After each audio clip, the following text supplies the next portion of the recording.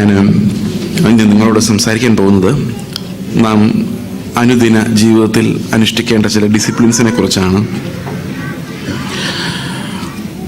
പ്രധാനമായും എന്താണ് നാം പ്രാർത്ഥിക്കേണ്ടത്, എങ്ങനെയാണ് ആരാധിക്കേണ്ടത്, എങ്ങനെയാണ് കൂട്ടായ്മയുടെ അർത്ഥം എന്താണ്, ഇങ്ങനെയുള്ള വിഷയങ്ങൾ. അതായത് പ്രാക്ടിക്കലി നമ്മുടെ ക്രിസ്തീയ ജീവിതം പോകേണ്ട വഴികൾ നമുക്ക് അപ്പോസ്തലിക ഉപദേശത്തിൽ നിന്നത് മനസ്സിലാക്കാൻ നമുക്ക് ശ്രമിക്കാം എന്ന് വിചാരിക്കാം.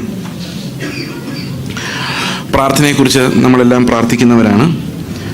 പുതിയ നിയമത്തിലെ പ്രാർത്ഥനയെക്കുറിച്ച് വളരെ വ്യക്തമായ ഗൈഡ് ലൈൻസ് ഉണ്ട്. നമ്മൾ പലപ്പോഴും നിങ്ങൾ ശ്രദ്ധിച്ചിട്ടുണ്ടോ, നമ്മുടെ പ്രാർത്ഥനകളെല്ലാം ദൈവം കേൾക്കുകയാണെങ്കിൽ നമ്മൾ ആരായി മാറേണ്ടതാണ് അല്ലേ? എല്ലാ പ്രാർത്ഥനകൾക്കും ദൈവം ഉത്തരം തരികയായിരുന്നെങ്കിൽ, ഞാൻ എന്ത് ചോദിച്ചാലും ദൈവം അപ്പം തന്നെ പ്രാർത്ഥനകൾക്ക് ഉത്തരം തരുക, നമ്മൾ ആരായി മാറിയത് ചിന്തിച്ചിട്ടുണ്ടോ? നമ്മുടെ ആഗ്രഹങ്ങൾക്കൊരു അന്തവും ഇല്ലാത്തതുകൊണ്ട് പ്രാർത്ഥിച്ച് നമ്മൾ ഈ ലോകത്തിൻ്റെ ഒരു പ്രഭുവായിട്ട് മാറുമായിരുന്നു. കാരണം നമ്മുടെ ആഗ്രഹങ്ങൾ അങ്ങനെയാണ്. നമ്മളാരും യേശുക്രിസ്തുവിനെ പോലെ ആകണമേ എന്ന് പറഞ്ഞൊന്നും പ്രാർത്ഥിച്ച് ശീലമുള്ളവരല്ലായിരുന്നു ഒരു കാലത്ത്. നമ്മുടെ എല്ലാ മോഹങ്ങളെന്ന് പറയുന്നത് ഈ മണ്ണിനോടും ഈ ഭൂമിയോടുമാണ്. ഇപ്പം ഞാൻ പ്രാർത്ഥിക്കുകയാണ് ഇന്ന് വിചാരിച്ചോ, എനിക്ക് ഇത്തിരി സ്ലിമ്മായിട്ട് നാളെ നേരം വെളുക്കുമ്പം അങ്ങനെ ഇരിക്കണം എന്ന് പ്രാർത്ഥിച്ച് രാവിലെ കണ്ണാടി നോക്കുമ്പോൾ ഞാൻ സ്ലിമ്മായി മാറുമെന്ന് വിചാരിച്ചോ. അങ്ങനെ എല്ലാം മിറക്കിൾ. 1 കോടി രൂപ വേണമെന്ന് പറഞ്ഞാൽ അപ്പം തന്നെ ദൈവം തരുമെന്ന് വിചാരിച്ചോ. എന്ത് പ്രാർത്ഥിച്ചാലും ദൈവം അപ്പോൾ തരുന്നു എന്ന് വിചാരിച്ചോ. നമ്മൾ ആരായി മാറും? നമ്മൾ ഈ ലോകത്തിൽ ഏറ്റവും വലിയ പണക്കാരനാകാം, അവിടെ നമ്മൾ നിൽക്കില്ല. ഏറ്റവും ആരോഗ്യമുള്ളവനാകും, ഉടനെ അവിടെ നിൽക്കില്ല. ഏറ്റവും അധികാരമുള്ളവരാകും. അങ്ങനെ ആയി നമ്മുടെ ലക്ഷ്യം 666 ആകാനുള്ള ലക്ഷ്യം നമ്മുടെ ഉള്ളിൽ കിടക്കുന്നത്.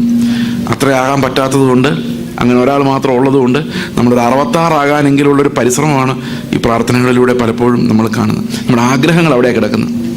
അതാണ് റോമാലേഖനം 8:26 പൗലോസ് പറയുന്നത്, വേണ്ടും പോലെ പ്രാർത്ഥിക്കാൻ നമുക്ക് അറിയില്ല എന്ന്. നമ്മൾ പ്രാർത്ഥിക്കുന്ന എല്ലാം നടന്നാൽ നമ്മൾ നശിച്ചു പോകത്തേ ഉള്ളൂ. കാരണം നമ്മുടെ പ്രകൃതം അങ്ങനെയാണ്, നമ്മുടെ ആഗ്രഹങ്ങൾ അങ്ങനെയാണ്. നമുക്ക് എന്താ വേണ്ടതെന്ന് തീരുമാനിക്കാനുള്ള വിവേകമോ ബുദ്ധിയോ നമുക്കില്ല. അതിൻ്റെ താഴെ എഴുതിയിരിക്കുന്നത്, ആത്മാവ് നമ്മുടെ ബലഹീനതയ്ക്ക് തുണ നിൽക്കുന്നു, വേണ്ടുന്ന പോലെ പ്രാർത്ഥിക്കേണ്ടതെന്ന് നാം അറിയുന്നില്ലല്ലോ. ആത്മാവ് ഉച്ചരിച്ചുകൂടാത്ത ഞരക്കങ്ങളാൽ നമുക്ക് വേണ്ടി പക്ഷപാതം ചെയ്യുന്നു. അപ്പം 2 പ്രാർത്ഥനകളുണ്ട്. ഒന്ന്, ഞാൻ പ്രാർത്ഥിക്കുന്ന എൻ്റെ വിവരക്കേടിന് ലോകത്തിലെ കാര്യങ്ങൾ നേടാൻ വേണ്ടി ഞാൻ പ്രാർത്ഥിക്കുന്ന ഒരു പ്രാർത്ഥനയുടെ കൂടെ എന്നെ യേശുക്രിസ്തുവിനെ പോലെ ആക്കണമെന്നുള്ള ഉദ്ദേശത്തോടു കൂടി എൻ്റെ ഉള്ളിലിരുന്ന ദൈവത്തിൻ്റെ ആത്മാവ് ഞരക്കത്തോടെ കഴിക്കുന്ന ഒരു ആപ്ലിക്കേഷൻ. രണ്ടും ഒരേ സമയത്ത് എല്ലാ വിശുദ്ധന്മാർക്കും ഉണ്ട്. എന്നാൽ വിശുദ്ധന്മാർക്ക് മാത്രമേ ആത്മാവിൻ്റെ ഞരക്കമുള്ളൂ. ആത്മാവ് ഞരക്കത്തോടെ പക്ഷപാതം കഴിക്കുന്ന വിശുദ്ധന്മാർക്ക് വേണ്ടി മാത്രമാണ്. 27-ാം വാക്യത്തിൽ പറയുന്നു, ആത്മാവ് വിശുദ്ധന്മാർക്ക് വേണ്ടി ദൈവഹിതപ്രകാരം പക്ഷപാതം ചെയ്യുന്നു. അപ്പോൾ ബാക്കി ലോകത്തുള്ള ആളുകൾക്ക് ഈ ആത്മാവിൻ്റെ ഞരക്കത്തോടു കൂടിയുള്ള ആന്തരികമായ പക്ഷപാതം ഇല്ല. അവർക്ക് അവരുടെ ഞരക്കങ്ങൾ, അവരുടെ പ്രാർത്ഥനകൾ മാത്രമേ ഉള്ളൂ. അതൊക്കെ ചിലപ്പോൾ ആൻസർ ചെയ്യപ്പെട്ടേക്കാം. എന്നാൽ വിശ്വാസി ഒരാളെ ദൈവം തിരഞ്ഞെടുക്കുമ്പോൾ ദൈവത്തിൻ്റെ സ്വപ്നമുണ്ട് ആ മനുഷ്യനെക്കുറിച്ച്, ആളെക്കുറിച്ച്. അവനെ പുത്രനെ പോലെ ആക്കി മാറ്റണം എന്നുള്ളതാണ് അവൻ്റെ ആഗ്രഹം. ആ ആഗ്രഹം നടപ്പാക്കാൻ വേണ്ടി എന്തെല്ലാമാണോ വേണ്ടത് എന്ന് ആണ് ആത്മാവ് ഞരക്കത്തോടെ നമുക്ക് വേണ്ടി പ്രാർത്ഥിക്കുന്നത്. ഉദാഹരണത്തിന്, ഞാൻ ഇങ്ങനെ ദൈവത്തോട് പ്രാർത്ഥിക്കാൻ വിചാരിച്ച, കർത്താവ് എനിക്കൊരു വീട് തരണമേ. അങ്ങനെ പലരും നിങ്ങൾ വീടുണ്ടാക്കാനൊക്കെ വേണ്ടി കഷ്ടപ്പെടുന്നവരാണ്.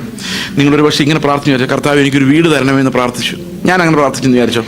അപ്പോൾ ദൈവത്തിൻ്റെ ആത്മാവ് ഒരുപക്ഷെ ദൈവത്തോട് പറയുന്നത് ഇങ്ങനെ ആയിരിക്കും, ഇവനെ ഇന്ത്യയുടെ പല ഭാഗത്ത് സുവിശേഷ വേലയ്ക്കും മിഷണറി വേലയ്ക്കുമായിട്ട് നമ്മൾ തിരഞ്ഞെടുത്തതാണ്. ഇപ്പോൾ അവൻ ഒരു സ്ഥലത്ത് കുറ്റിയടിക്കാനുള്ള പരിപാടിയാണ്, കൊടുക്കരുത് എന്നാണ് പറയുന്നതെങ്കിൽ ജീവിതകാലം മുഴുവൻ ഞാൻ ഉപവാസം എടുത്താലും എന്ത് സംഭവിക്കില്ല, ഇത് ലഭിക്കില്ല. അത് ആളുകളെ തിരഞ്ഞെടുക്കുമ്പം അവരേത് ഉദ്ദേശത്തോടു കൂടി തിരഞ്ഞെടുക്കുന്നു ആ ഉദ്ദേശം നിറവേറ്റാൻ വേണ്ടിയുള്ള പ്രാർത്ഥനകളാണ് ദൈവത്തിൻ്റെ ആത്മാവ് പ്രാർത്ഥിക്കുന്നത്. അപ്പോൾ ദൈവത്തിൻ്റെ ആത്മാവിൻ്റെ ഞരക്കത്തോടു കൂടിയുള്ള പ്രാർത്ഥന എന്തിനാ ഇത്ര ഞരങ്ങുന്നത്? ഈ റോമാലേഖനം 8:19 മുതൽ താഴോട്ട് വായിച്ചു നോക്കിയാൽ 28 വരെ 26 വരെ വായിച്ചു നോക്കിയാൽ 3 ഞരക്കങ്ങൾ അവിടെ ഉണ്ട്. 3 ഞരക്കം ഒരേ കാര്യത്തിന് വേണ്ടിയാണ്, മനുഷ്യൻ്റെ വീണ്ടെടുപ്പിന് വേണ്ടിയാണ്, അവൻ്റെ തേജസ്കരണത്തിന് വേണ്ടിയാണ്. സൃഷ്ടി ഞരങ്ങുന്നത് നമ്മുടെ തേജസ്കരണത്തിന് വേണ്ടി, ആത്മാവ് ഞരങ്ങുന്നത് നമ്മൾ യേശുവിനെ പോലെ ആക്കാൻ വേണ്ടിയാണ്. നമ്മൾ മാത്രം ഞരങ്ങുന്ന വേറെ എന്തിനൊക്കെ വേണ്ടി. അതാണ് പ്രോബ്ലം. അവിടെ പറഞ്ഞിരിക്കുന്ന ആത്മാവെന്ന ആദ്യ ദാനം ലഭിച്ചവരാണ് നമ്മളെങ്കിൽ നമ്മളും ഇതേ കാര്യത്തിന് വേണ്ടി തന്നെ ആയിരിക്കും ഞരങ്ങുന്നതെന്നാണ്. ആത്മാവ് എന്തിനു വേണ്ടിയാണോ നമ്മുടെ ഉള്ളിൽ കിടന്ന് ഞരങ്ങുന്നത് അതേ ഞരക്കം തന്നെ ആയിരിക്കും നമുക്ക് ആത്മാവ് നമ്മളിൽ പ്രവർത്തിക്കുന്നുണ്ടെങ്കിൽ നമുക്കും ഉണ്ടാകുന്നത്. ലോകസംബന്ധമായ ഒരു ഞരക്കമായിരിക്കില്ല. അപ്പോൾ പ്രാർത്ഥനയ്ക്ക് ഒരു ആത്മാവിൻ്റെ തലമുണ്ട്. ഈ ആത്മാവ് പ്രാർത്ഥിക്കുന്നത് കൊണ്ടാണ് നമുക്ക് പലപ്പോഴും നമുക്കിഷ്ടമില്ലാത്ത കാര്യങ്ങൾ സംഭവിക്കുന്നത്. ഇതെല്ലാം ആത്മാവ് ചോദിച്ചു തരുന്നതാണ്. എന്തിനാ തരുന്നതെന്നറിയോ? യേശുവിനെ പോലെ നമ്മളെ രൂപപ്പെടുത്താൻ വേണ്ടിയാണ്. ശത്രുക്കൾ എന്തുകൊണ്ടാണ് ഉണ്ടാകുന്നത്? എന്തിനാ നമുക്ക് ശത്രുക്കൾ ആവശ്യമുണ്ടോ? നിങ്ങൾക്ക് ശത്രുക്കൾ ആവശ്യമുണ്ടോ? സുഹൃത്തുക്കൾ ആവശ്യമുണ്ടോ? ശത്രുക്കൾ വളരെ ആവശ്യമാണ്. കാരണം യേശുക്രിസ്തു നമ്മളോട് എന്താ പറഞ്ഞത്? ശത്രുക്കളെ സ്നേഹിക്കും. അപ്പൊ ശത്രുക്കളെ തരണ്ടേ? അല്ലാതെ എങ്ങനെ സ്നേഹിക്കും? അല്ലേ?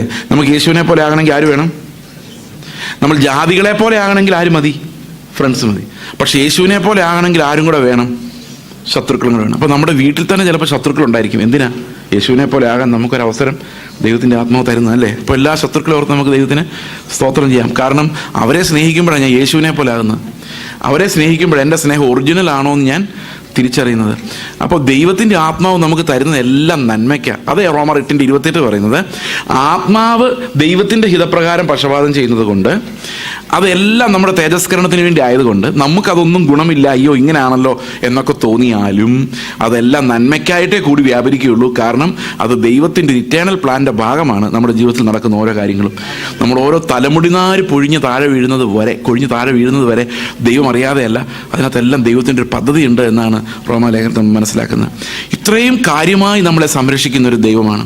അവിടെ പറഞ്ഞിരിക്കുന്ന അവൻ മുന്നറിഞ്ഞവരെ വിളിച്ചും വിളിച്ചവരെ നീതീകരിച്ചവരെ തേജസ്കരിച്ചും ഇരിക്കുന്നു. അപ്പം തേജസ്കരണത്തിലേക്ക് നടത്തുവാനുള്ള ഒരു വിളിയാണ് നമ്മുടെ എല്ലാം മേലിലുള്ളത്. ദൈവം ഒരാളെ ഈ പാപത്തിൽ നിന്ന് പിടിച്ചെടുക്കുമ്പോൾ അവൻ എങ്ങനെ? അപ്പോൾ ആൾക്കാരെല്ലാം കളിയാക്കുന്നുണ്ടായിരിക്കും, ഇവനെയൊക്കെയാണോ തിരഞ്ഞെടുത്തേക്കുന്നത്? യേശുവിൻ്റെ ശിഷ്യന്മാരെ യേശു തിരഞ്ഞെടുത്ത് നോക്കിക്കഴിഞ്ഞാൽ എല്ലാവർക്കും ഒരു വിഷമം തോന്നുവാൻ. നമ്മളൊക്കെ ആണെങ്കിൽ പട്ടാളക്കാരെ 5-6 പേരെ എടുക്കാനേ നോക്കുള്ളൂ. കാരണം എന്തായാലും യുദ്ധവും ബഹളമായിരിക്കും എന്നറിയാം. അപ്പോൾ കുറച്ച് കഴിവും തൻ്റെ ഉള്ളവരെ പിടിച്ചാൽ അറ്റ്ലീസ്റ്റ് ഓടാതെ എങ്കിലും ഇരിക്കും. യേശു ഏറ്റവും ബലഹീനരായവരെ തിരഞ്ഞെടുത്ത്. ഇസ്രായേൽ മക്കളെ തിരഞ്ഞെടുക്കുമ്പോഴൊന്ന് ആലോചിച്ച് നോക്കിയാൽ, ഇസ്രായേലിനെ പോലെ മർക്കടമുഷ്ടിയുള്ള രാജ്യം ഈ ലോകത്ത് വേറെ ഇല്ല. ലോകത്ത് യാക്കോബിനെ പോലെ ഒരാളില്ലായിരുന്നു, ഇത്ര ഉപായിയായ ഒരു മനുഷ്യനില്ലായിരുന്നു. ഇസ്രായേൽ മക്കൾ നിങ്ങൾ ആലോചിച്ച് നോക്കി, എത്ര അടി കൊണ്ടാലും പഠിക്കാത്ത ഒരു ജനം. ആദ്യകാലത്ത് വിഗ്രഹാരാധനയായിരുന്നു. വിഗ്രഹാരാധന അടി കൊടുത്ത് അത് ഒരു വിധത്തിലൊരു BC 400 ആയപ്പോഴേക്കും അതങ്ങ് നിർത്തി. അത് കഴിഞ്ഞപ്പം പുത്രനെ അയച്ചപ്പം പുത്രനെ ക്രൂശിച്ചിട്ട് 2000 വർഷം കഴിഞ്ഞിട്ട് ഇന്നും അവർ കുറ്റം പറഞ്ഞു നടക്കുന്നത്. എത്ര അടി കൊണ്ടു. ഹിറ്റ്ലറിനെ പോലുള്ളവർ എന്തുമാത്രം ഉപദ്രവിച്ച് ലോകത്ത് അനാഥരായി അലഞ്ഞിരിഞ്ഞ് നടന്നു. എന്നിട്ടും അവർ ആ മിശിഹായെ നോക്കാൻ അവരെ കൊണ്ട് കഴിയാത്ത അവസ്ഥയിൽ ഇന്നും അങ്ങനെ തന്നെയാണ്. അത്രയും മർക്കടമുഷ്ടിയുള്ളൊരു ജനത്തെ ദൈവം തിരഞ്ഞെടുത്ത് പറയാം, നോക്ക് എൻ്റെ സ്നേഹം ഇങ്ങനെയാണ്, ഇങ്ങോട്ട് സ്നേഹിച്ചില്ലെങ്കിൽ ഞാൻ അങ്ങോട്ട് സ്നേഹിച്ചുകൊണ്ടിരിക്കും. യേശു പറഞ്ഞു എൻ്റെ രാജ്യം ഐഹികമല്ല എന്ന് പറഞ്ഞു. ഇസ്രായേൽ മക്കൾ പറഞ്ഞു ഞങ്ങൾക്ക് ഐഹിക രാജ്യം മതി എന്ന് പറഞ്ഞു. ഐഹിക രാജ്യവും കൊടുത്തു, അല്ലേ? ഒന്ന് ആലോചിക്കുക. ഇപ്പം ദൈവത്തിൻ്റെ ആ ഒരു സ്നേഹം കാണിക്കാൻ വേണ്ടി ദൈവം ഒന്നിനും ഗുണമില്ലാത്തവരെ തിരഞ്ഞെടുക്കുന്നത്. സാത്താനാണ് അങ്ങനെയല്ല. സാത്താൻ തിരഞ്ഞെടുക്കുന്നില്ല ഭയങ്കര വീരന്മാരെയാണ്. അവൻ ആവശ്യം ഒരുത്തനെ പിടിച്ചാൽ അവനെയും കൊണ്ട് ഒരു 10,000 എണ്ണത്തിനെ നരകത്തിൽ വിടാൻ കഴിയണം. അങ്ങനെയുള്ളവരാണ് സാത്താൻ തിരഞ്ഞെടുക്കുന്നത്. ഇപ്പോൾ ഓരോ സിനിമാ നടന്മാർ, മിടുക്കന്മാർ, രാഷ്ട്രീയക്കാർ, ഇവരെയൊക്കെ സാത്താൻ ഇങ്ങനെ പിക്ക് ചെയ്യുമ്പം അവനറിയാം ഇവൻ്റെ പുറകെ ഒരു 10 ലക്ഷം അങ്ങ് പൊക്കോളും. പക്ഷെ എന്നെപ്പോലുള്ളൊരുത്തനെ തിരഞ്ഞെടുത്ത 2 പേര് പോലും എൻ്റെ കൂടെ വരില്ലെന്ന് അറിയാം. അപ്പം സാത്താന് വൻതോതിൽ ഉപയോഗിക്കാൻ ആരെയാണ്? കഴിവുള്ളവരെയാണ് ആവശ്യം. എന്നാൽ ദൈവം അങ്ങനെയല്ല. ദൈവം നേരെ തിരിച്ചാ. അപ്പം ശിഷ്യന്മാരെ തിരഞ്ഞെടുക്കുമ്പോഴും എന്നെയൊക്കെ തിരഞ്ഞെടുക്കുമ്പോഴും ഈ സാത്താൻ തന്നെ എന്ത് ചെയ്യണം? ഇവനെയൊക്കെ തിരഞ്ഞെടുത്താൽ കാണാം ഇവനൊക്കെ എന്തായി തീരും. പക്ഷെ അവസാനം ഞാൻ യേശുവിൻ്റെ തേജസ്സോടെ സ്വർഗത്തിൽ നിൽക്കുന്ന കാണുമ്പം ഈ ദൂതന്മാരും കണ്ടു നിന്നവരെല്ലാം ഉറ്റുനോക്കിക്കൊണ്ടിരുന്ന വലിയ രക്ഷയുടെ ക്ലൈമാക്സ് എന്ന് പറയുന്നത് നമ്മളെപ്പോലെയുള്ള യാതൊരു ഗുണവുമില്ലാത്ത, ഒരു നേരം പോലും സ്വന്തമായി കർത്താവിന് വേണ്ടി നിൽക്കാൻ ത്രാണിയില്ലാത്ത നമ്മളൊക്കെ യേശുവിൻ്റെ അതേ തേജസ്സോടെ രൂപാന്തരപ്പെട്ട് നിൽക്കുന്ന കാണുമ്പം ദൂതന്മാർ വീണ് നമസ്കരിക്കും, നമ്മളും വീണ് നമസ്കരിക്കും. സ്വർഗത്തിൽ വലിയ ആരാധനയായിരിക്കും. അവിടെ പറയുന്നത് ഇവന്മാരെയൊക്കെ എങ്ങനെ യേശുവിനെ പോലെ ആക്കി മാറ്റിയ ആ കർത്താവ്, കുഞ്ഞാട്, മഹത്വമുള്ളവൻ, അവരെ ദൈവത്തിന് രാജ്യമാക്കി മാറ്റിയ. അപ്പോൾ കുഞ്ഞാടിന് സകല മഹത്വവും വരത്തക്ക രീതിയിലാണ് നമ്മുടെ രക്ഷ വെച്ചിരിക്കുന്നത്. അപ്പോൾ പ്രാർത്ഥനയിലെല്ലാം നമ്മൾ ആലോചിക്കുന്നത് ഈ ആത്മാവിൻ്റെ ഞരക്കങ്ങൾ പൂർത്തിയാകാൻ വേണ്ടി നമ്മൾ അവൻ്റെ കൂടെ ചേരുന്നതിനെയാണ് ഈ ആത്മാവിലുള്ള പ്രാർത്ഥന എന്നുണ്ട്. ഒരർത്ഥം അന്യഭാഷയിലുള്ള പ്രാർത്ഥന എന്നുള്ളതാണ്. എന്നാൽ വേറൊരർത്ഥം ആത്മാവ് എന്ത് പ്രാർത്ഥിക്കുന്നോ അത് മനസ്സിലാക്കി അതിനോട് എഗ്രി ചെയ്യുന്നതാണ് ശരിക്കും ആത്മാവിൽ പ്രാർത്ഥിക്കുക, ആത്മാവിൽ വിവേചിക്കുക എന്നൊക്കെ പറയുന്നതിൻ്റെ ഒരർത്ഥം. അപ്പം പ്രാർത്ഥനയെക്കുറിച്ച് കർത്താവ് പറയുന്ന ചില കാര്യങ്ങൾ, ഒന്ന് മത്തായിയുടെ സുവിശേഷം 6-ാം അധ്യായത്തിലേക്ക് നമ്മൾ വരുമ്പോൾ എന്തിനു വേണ്ടി പ്രാർത്ഥിക്കരുത് എന്നുള്ളൊരു സൂചന അവിടെയുണ്ട്. എങ്ങനെ പ്രാർത്ഥിക്കരുത്? 2 കാര്യങ്ങൾ അവിടെ പ്രധാനമായിട്ടും പറയുന്നുണ്ട്. ഒന്ന്, വീണ്ടും വീണ്ടും ജൽപ്പനം ചെയ്ത് പ്രാർത്ഥിക്കരുത്. 2, നാട്ടുകാർ കേൾക്കെ പ്രാർത്ഥിക്കരുത്. ഉറക്കെ തെരുക്കോണുകളിൽ നിന്നുകൊണ്ട് പ്രാർത്ഥിക്കരുത്. 2 കാര്യങ്ങൾ. നമ്മളിത് 2ഉം ചെയ്യുന്നുണ്ടോ എന്ന് എനിക്കൊരു സംശയമുണ്ട്. പക്ഷേ ഇത് യേശു 2ഉം ചെയ്യരുതെന്ന് പറഞ്ഞായിരുന്നു. ഇതെന്താണ് ഈ വീണ്ടും വീണ്ടുമുള്ള പ്രാർത്ഥനയുടെ കുഴപ്പം?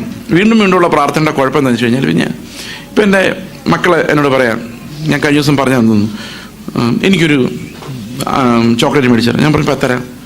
ഒരു 10-20 പ്രാവശ്യം ചോദിക്കുകയാണെങ്കിൽ അതിനർത്ഥം എന്താ? ഈ അപ്പൻ ഇത് മേടിച്ച് തരുമോ എന്നുള്ളൊരു സംശയം ഉണ്ടെന്നുള്ളത്. അതുകൊണ്ടല്ലേ വീണ്ടും വീണ്ടും ചോദിക്കുന്നത്. ഓക്കെ, അതുപോലെ ഈ ദൈവത്തോട് ഒരേ കാര്യങ്ങൾ തന്നെ വീണ്ടും വീണ്ടും തരണേ തരണേ തരണേ. ചില പ്രാർത്ഥനകൾ ഇങ്ങനെ കേട്ടിട്ടുണ്ട് ഞാൻ. അതാ തരണേന്ന് പറഞ്ഞാൽ അതും തീരില്ല, അതങ്ങനെ പറഞ്ഞുകൊണ്ടിരിക്കും. ഇവിടെ പറഞ്ഞിരിക്കുന്നത് ജാതികളെ പോലെ നിങ്ങൾ ജൽപ്പനം ചെയ്യരുത്. അപ്പം രണ്ടാമത് പ്രാർത്ഥിക്കാൻ പാടില്ലേ നിങ്ങൾ ചോദിക്കും. രണ്ടാമത് പ്രാർത്ഥിക്കണം, അതെന്താണെന്ന് ഞാൻ പറയാം. മത്തായിയുടെ സുവിശേഷം 6-ാം അധ്യായത്തിലേക്ക് വരുമ്പോൾ നിങ്ങൾ പ്രാർത്ഥിക്കുമ്പോൾ കപടഭക്തിക്കാരെ പോലെ ആകരുത്. ഓക്കെ, 6-ാം വാക്യം, നീയോ പ്രാർത്ഥിക്കുമ്പോൾ അറയിൽ കിടന്ന് വാതിലടച്ച് രഹസ്യത്തിലുള്ളതിൻ്റെ പിതാവിനോട് പ്രാർത്ഥിക്കാം, രഹസ്യത്തിൽ കാണുന്ന പിതാവ് നിനക്ക് പ്രതിഫലം തരും. പ്രാർത്ഥിക്കയിൽ നിങ്ങൾ ജാതികളെ പോലെ ജൽപ്പനം ചെയ്യരുത്, അതിഭാഷണത്താൽ ഉത്തരം കിട്ടുമെന്നല്ലോ അവർക്ക് തോന്നും. എന്നെയൊക്കെ ചെറുപ്പത്തിൽ പെന്തക്കോസ്തിലൊക്കെ ആൾക്കാർ പ്രാർത്ഥിക്കാൻ പഠിപ്പിച്ചു എന്ന് വെച്ച് കഴിഞ്ഞാൽ നല്ല ക്ലിയർ ഫ്രേസ് ഉപയോഗിച്ച് വചനമൊക്കെ കോട്ട് ചെയ്ത് കർത്താവിനെ ആ വചനം ഓർമ്മിപ്പിച്ച് അവകാശങ്ങൾ പറഞ്ഞ് പ്രാർത്ഥിച്ച് നേടിയെടുക്കണമെന്നാണ് ലോ പോയിന്റ് ഒക്കെ വെച്ച്. ദൈവത്തിന് ഇതൊന്നും ചിലപ്പോൾ മറന്നു പോകും. അപ്പം നമ്മൾ ഇടയ്ക്ക് ഇത് ഓർപ്പിച്ചാലേ കൃത്യമായിട്ട് അതിൻ്റെ ആൻസർ കിട്ടുള്ളൂ. പക്ഷെ ഇവിടെ കർത്താവ് പറയുന്നത് അങ്ങനല്ല. നിങ്ങൾക്ക് ആവശ്യമുള്ളത് ഇന്നതെന്ന് നിങ്ങൾ യാചിക്കും മുൻപേ നിങ്ങളുടെ പിതാവ് അറിയുന്നുവല്ലോ. അപ്പോൾ നമ്മൾ പ്രാർത്ഥിക്കേണ്ട കാര്യമുണ്ടോ? ഉണ്ടോ? ഇവിടെ എന്താ പറയുന്നത്? നിങ്ങൾ ചോദിക്കുന്നതിന് മുമ്പേ നിങ്ങൾ എന്താ ചോദിക്കാൻ പോകുന്നതെന്ന് അറിയാം. പിന്നെ എന്തിനാ പ്രാർത്ഥിക്കുന്നത്? നിങ്ങൾക്ക് എന്താ ആവശ്യമെന്ന് ദൈവത്തിന് അറിയാം, പിന്നെ എന്തിനാ പ്രാർത്ഥിക്കുന്നത്? ഇവിടെ ഇങ്ങനെ കർത്താവ് പറയുന്നത്, ജാതികളെ പോലെ ജൽപ്പനം ചെയ്യരുത്, പരസ്യമായിട്ട് നിലവിളിക്കരുത്. 100 പേരാ പ്രാർത്ഥിക്കാനിരിക്കുന്നെങ്കിൽ ആ 100 പേര് അറിഞ്ഞാൽ മതി. 101-ാമത്തെ ആളെ അറിയിക്കേണ്ട. ഞങ്ങളൊരു ഉപവാസ പ്രാർത്ഥന എടുക്കുകയാണ് അല്ലേ, നോട്ടീസ് അടിക്കേണ്ട കാര്യമില്ല. കാരണം ഉപവാസം എടുക്കുന്നവരല്ലാതെ വേറെ ആരും ഇത് അറിയേണ്ട കാര്യമില്ല.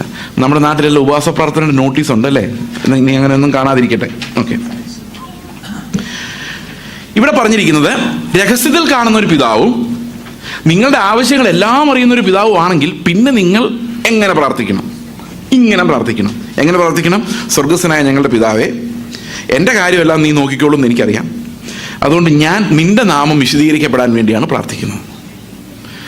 ഞാൻ എവിടെ നിന്റെ നാമം പറഞ്ഞാലും ആ നാമം വിശുദ്ധമായി ആളുകളുടെ മനസ്സിൽ തോന്നണം. ഞാൻ നിന്റെ പേര് ഉച്ചരിക്കുന്നു എന്നുള്ളതിനാൽ കർത്താവെ നീ അപമാനിക്കപ്പെടരുത്. ഞങ്ങൾക്ക് ഇങ്ങനൊരു അനുഭവമുണ്ട്. ഞാനത് യൂട്യൂബിൽ ഒരു ക്ലിപ്പിംഗ്, ഒരു പക്ഷേ നിങ്ങളത് കേട്ട് കാണുമായിരിക്കാം, കേട്ടിട്ടുള്ളവർ. ഞങ്ങൾ ഓങ്കോളിലിരിക്കുമ്പോൾ ഞങ്ങൾക്ക് ഞങ്ങൾ 4 പിള്ളേരുള്ളത്, അതിൽ 3 പേര് അഡോപ്റ്റഡാണ്. അപ്പോൾ ഒരു ദിവസം രാവിലെ 2 പെൺകുട്ടികൾ, ഈ 4 പേരല്ല അതുകൂടാതെ 2 പെൺകുട്ടികൾ ഞങ്ങളുടെ വീടിന് മുമ്പിൽ ഒന്ന് നോക്ക് ചെയ്തു. അപ്പോൾ എൻ്റെ ഭാര്യ പറഞ്ഞു, എന്താ നിങ്ങൾ വന്നത്? ഭിക്ഷ അയച്ചു വന്നതാണ്, ആഹാരം എന്തെങ്കിലും ഉണ്ടോ? അപ്പം ഞങ്ങൾക്ക് ഭയങ്കര സങ്കടം തോന്നി. അപ്പം പുള്ളിക്കാരി പറഞ്ഞു, ഒരു കാര്യം ചെയ്യും, നിങ്ങൾ എന്തിനാ ഇങ്ങനെ ഭിക്ഷ അയച്ചു നടക്കുന്നത്? ഞങ്ങളുടെ വീട്ടിൽ താമസിച്ചോളാൻ പറഞ്ഞു. എനിക്ക് ഭയങ്കര സന്തോഷമായി. അവർ ഞങ്ങളുടെ വീട്ടിൽ താമസം ആരംഭിച്ചു. ഒരു ദിവസം കഴിഞ്ഞപ്പം ഒരു കൊച്ചു വന്ന് എൻ്റെ ഭാര്യയോട് ചോദിക്കുകയാണ്, എല്ലാവരും പപ്പ അമ്മ എന്നല്ലേ വിളിക്കുന്നത്, ഞാനും ആൻറ്റീനെ അമ്മ എന്ന് വിളിച്ചോട്ടെ എന്ന് ചോദിച്ചു. വിളിച്ചോളാൻ പറഞ്ഞു. ഞങ്ങൾ വിചാരിച്ചു, ഞങ്ങൾക്ക് ഇത്രയും 6 പിള്ളേരെ, ഗുഡ്. ഇങ്ങനെ വിചാരിച്ചിരിക്കുമ്പം 1-2 ദിവസം കഴിഞ്ഞപ്പം ഈ പെൺകൊച്ചു വന്ന് എൻ്റെ ഭാര്യയോട് ചോദിക്കാം, ഞങ്ങൾ വെളിയിൽ ഭിക്ഷ അയക്കാൻ പോയി ഞങ്ങൾക്ക് ഒരു മാസം 2000-3000 രൂപ കിട്ടും, നിങ്ങളുടെ കൂടെ താമസിച്ചാൽ നിങ്ങൾ എത്ര രൂപ തരും? അപ്പോൾ എൻ്റെ ഭാര്യ പറഞ്ഞു, പൈസ ഒന്നും തരാൻ പറ്റില്ല, നിങ്ങൾക്ക് വിദ്യാഭ്യാസം തരാം, പഠിപ്പിക്കാം, പിന്നെ ഡ്രസ്സ്, ആഹാരം, എന്താണ് നിങ്ങൾക്ക് വേണ്ടതെല്ലാം തരാം. പിന്നെ ഏറ്റവും വലിയ കാര്യം, നിങ്ങൾ വഴിയിൽ വെച്ച് ആരെങ്കിലും നിങ്ങൾ ആരാന്ന് ചോദിച്ചു കഴിഞ്ഞാൽ ചേസിൻ്റെ സുധയുടെ പിള്ളേരെന്ന് പറഞ്ഞു. അപ്പം മക്കൾ, അപ്പനും അമ്മയും സഹോദരങ്ങൾ, ഇതെല്ലാം നിങ്ങൾക്ക് അത് കൂടുതലൊന്നും ഞങ്ങൾക്ക് തരാൻ ഇല്ല. പിന്നെ വലുതാകുമ്പോൾ നിങ്ങൾക്ക് ഇഷ്ടമുള്ളവരെ സമ്പാദിക്കുക, എന്ത് വേണമെങ്കിലും ചെയ്യാം എന്ന് പറഞ്ഞു. അവർക്കത് ഇഷ്ടപ്പെട്ടില്ല. അവർ മധുരയാടി ഓടി പോയി. 2 ആഴ്ച കഴിഞ്ഞ് ഞാൻ എൻ്റെ ഭാര്യയുടെ മാർക്കറ്റിൽ നിൽക്കുമ്പം ഒരു വിളി കേൾക്കുക, പപ്പ എന്നൊരു വിളി. തിരിഞ്ഞു നോക്കി, ഈ പിള്ളേരുണ്ട്, അതിൻ്റെ കൂടെ ഒരു 5-6 പിള്ളേരുണ്ട്. നിങ്ങൾ ആലോചിക്കുക ആ ദുരവസ്ഥ എന്തോ. അപ്പം ഞാൻ എൻ്റെ ഭാര്യയോട് പറഞ്ഞു, നമുക്കുള്ള നേരത്തെ രക്ഷപ്പെടാം. കാരണം മറുപടി പറയാം, അവർക്ക് വീടറിയാൻ വേണേൽ വീട്ടിലോട്ട് വന്നാൽ മതിയല്ലോ. കാരണം ഞങ്ങൾക്ക് തെലുങ്ക് അറിയത്തില്ല ഇത് എക്സ്പ്ലെയിൻ ചെയ്യാൻ. ഇവർ വന്ന് എന്ത് സംസാരിച്ചാലും നമുക്ക് മറുപടി മുറിത്തെലുങ്കിലാണ് അവരോട് സംസാരിക്കുന്നത്. ഈ കടക്കാരോടൊന്നും എക്സ്പ്ലെയിൻ ചെയ്യാൻ അറിയത്തില്ല. അപ്പോൾ ഞാൻ എൻ്റെ ഭാര്യയോട് പറഞ്ഞു, നമുക്കൊരു കാര്യം ചെയ്യാം, നമുക്ക് രക്ഷപ്പെടാം എന്ന് പറഞ്ഞ് ഞങ്ങൾ ഓട്ടോയിൽ കയറി തിരിച്ച് വീട്ടിലോട്ട് പോകണം. അപ്പം ഞാൻ കർത്താവിനോട് പറഞ്ഞു, കർത്താവേ, എന്തൊരു നാണക്കേടായിപ്പോയി. ആ കടക്കാരെടുത്ത് നാളെ ഞങ്ങൾ എങ്ങനെ ചെല്ലും? അവരെന്ത് വിചാരിച്ച് കാണും? ഭിക്ഷാടന മാഫിയ വല്ലതും ആണെന്ന് വിചാരിച്ചോ? ഇവരെ ഇങ്ങനെ ഞങ്ങൾ രാവിലെ ഭിക്ഷ യാചിക്കാൻ പറ്റിയിട്ട് ഞങ്ങളിങ്ങനെ സ്റ്റൈലായിട്ട് നടക്കുമെന്ന് വിചാരിച്ചോ? എന്ത് വിചാരിച്ചോ? ഒരു മറുപടിയും കിട്ടുന്നില്ല. കർത്താവ് പറഞ്ഞു, എനിക്ക് ഇങ്ങനത്തെ കുറേ പിള്ളേരുണ്ട്, പള്ളിയിലും കൺവെൻഷൻ ഗ്രൗണ്ടിലും എല്ലാം നിന്ന് അപ്പാ പപ്പാ അപ്പച്ചാ എന്ന് ചോദിക്കുന്ന കുറേ പിള്ളേർ. ഇവർക്കും പക്ഷെ എൻ്റെ മകൻ ജീവിക്കുന്ന ആ വീട്ടിൽ ആ ഒരു ആഗ്രഹത്തോടെ ജീവിക്കാൻ ഇഷ്ടമില്ല, കുപ്പ പറക്കി തിന്നാനാണ് ഇഷ്ടം.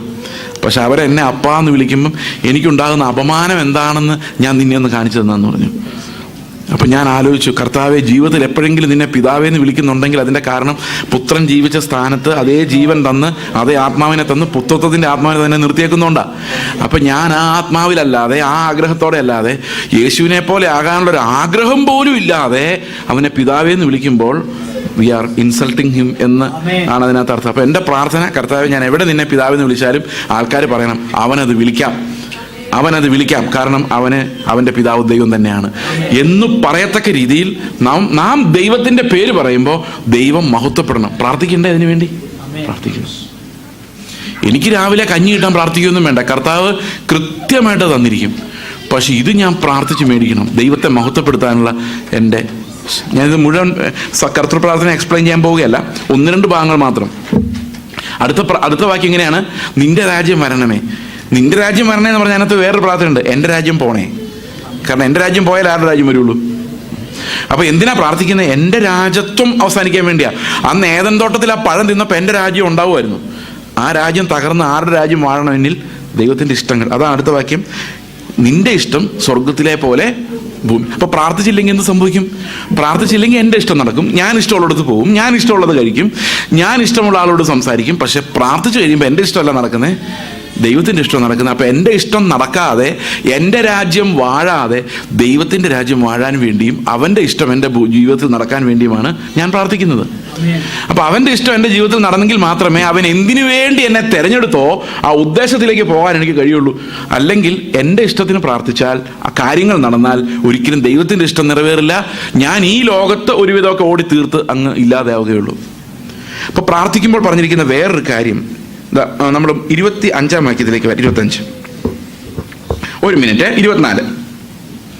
2 യജമാനന്മാരെ സേവിപ്പാൻ ആർക്കും കഴിയില്ല. അങ്ങനെ ചെയ്താൽ ഒരുത്തനെ പകച്ച് മറ്റവനെ സ്നേഹിക്കും, അല്ലെങ്കിൽ ഒരുവനോട് പറ്റിച്ചേർന്ന് മറ്റവനെ നിരസിക്കും. നിങ്ങൾക്ക് ദൈവത്തെയും മാമോനെയും സേവിപ്പാൻ കഴിയില്ല. അപ്പം എനിക്ക് ആദ്യം ചെറുപ്പകാലത്ത് ഇത് വായിക്കുമ്പോൾ വലിയൊരു കൺഫ്യൂഷൻ ഉണ്ടായിരുന്നു. എന്തുകൊണ്ട് ദൈവത്തെയും പിശാചിനെയും എന്ന് പറഞ്ഞില്ല?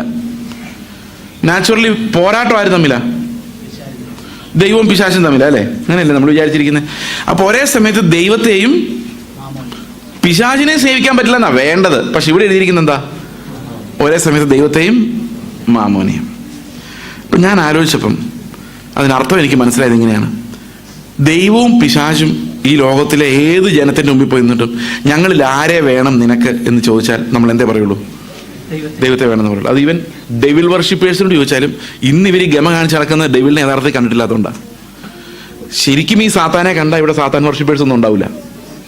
അവരെല്ലാം കരഞ്ഞ് നിലവിളിച്ച് കർത്താവേ എന്ന് വിളിക്കത്തേ ഉള്ളൂ, അല്ലേ? സത്യമായിട്ടും ഈ ലോകത്തിൽ ഒരു സൃഷ്ടിയും സൃഷ്ടിതാവിനെ അല്ലാതെ വേറെ ആരെയും നോക്കൂല എന്ന് ആർക്കറിയാം? പിശാചിനറിയാം. അതുകൊണ്ട് അവൻ രംഗത്തെത്തുന്നതേ ഇല്ല. അവൻ്റെ സുന്ദരനായ ഒരു പ്രോക്സിനെ മുമ്പിൽ നിർത്തിയിരിക്കുക. അവൻ്റെ പേരാണ് മാമോൻ. ഇപ്പൊ വിശ്വാസിക്കും അറിയാൻ മേലെ ആരെയാ വേണ്ടതെന്ന്. സാത്താനെ വേണോ ദൈവത്തെ വേണോ എന്ന് ചോദിച്ചാൽ ദൈവം എന്ന് പറഞ്ഞേനെ. പക്ഷെ ദൈവത്തെ വേണോ മാമോനെ വേണോ എന്ന് ചോദിക്കുമ്പം മാമോനെ വേണം. മാമോനെ ആര് കൊണ്ടുതരണം? ദൈവം കൊണ്ടുതരണം. അപ്പൊ ആരാ നമ്മുടെ യജമാനൻ? ആരെയാ സേവിക്കുന്നേ? ഒരു ആരെ സേവിക്കുന്നുള്ളൊരു എക്സാമ്പിൾ ഞാൻ നിങ്ങളോട് പറയാം.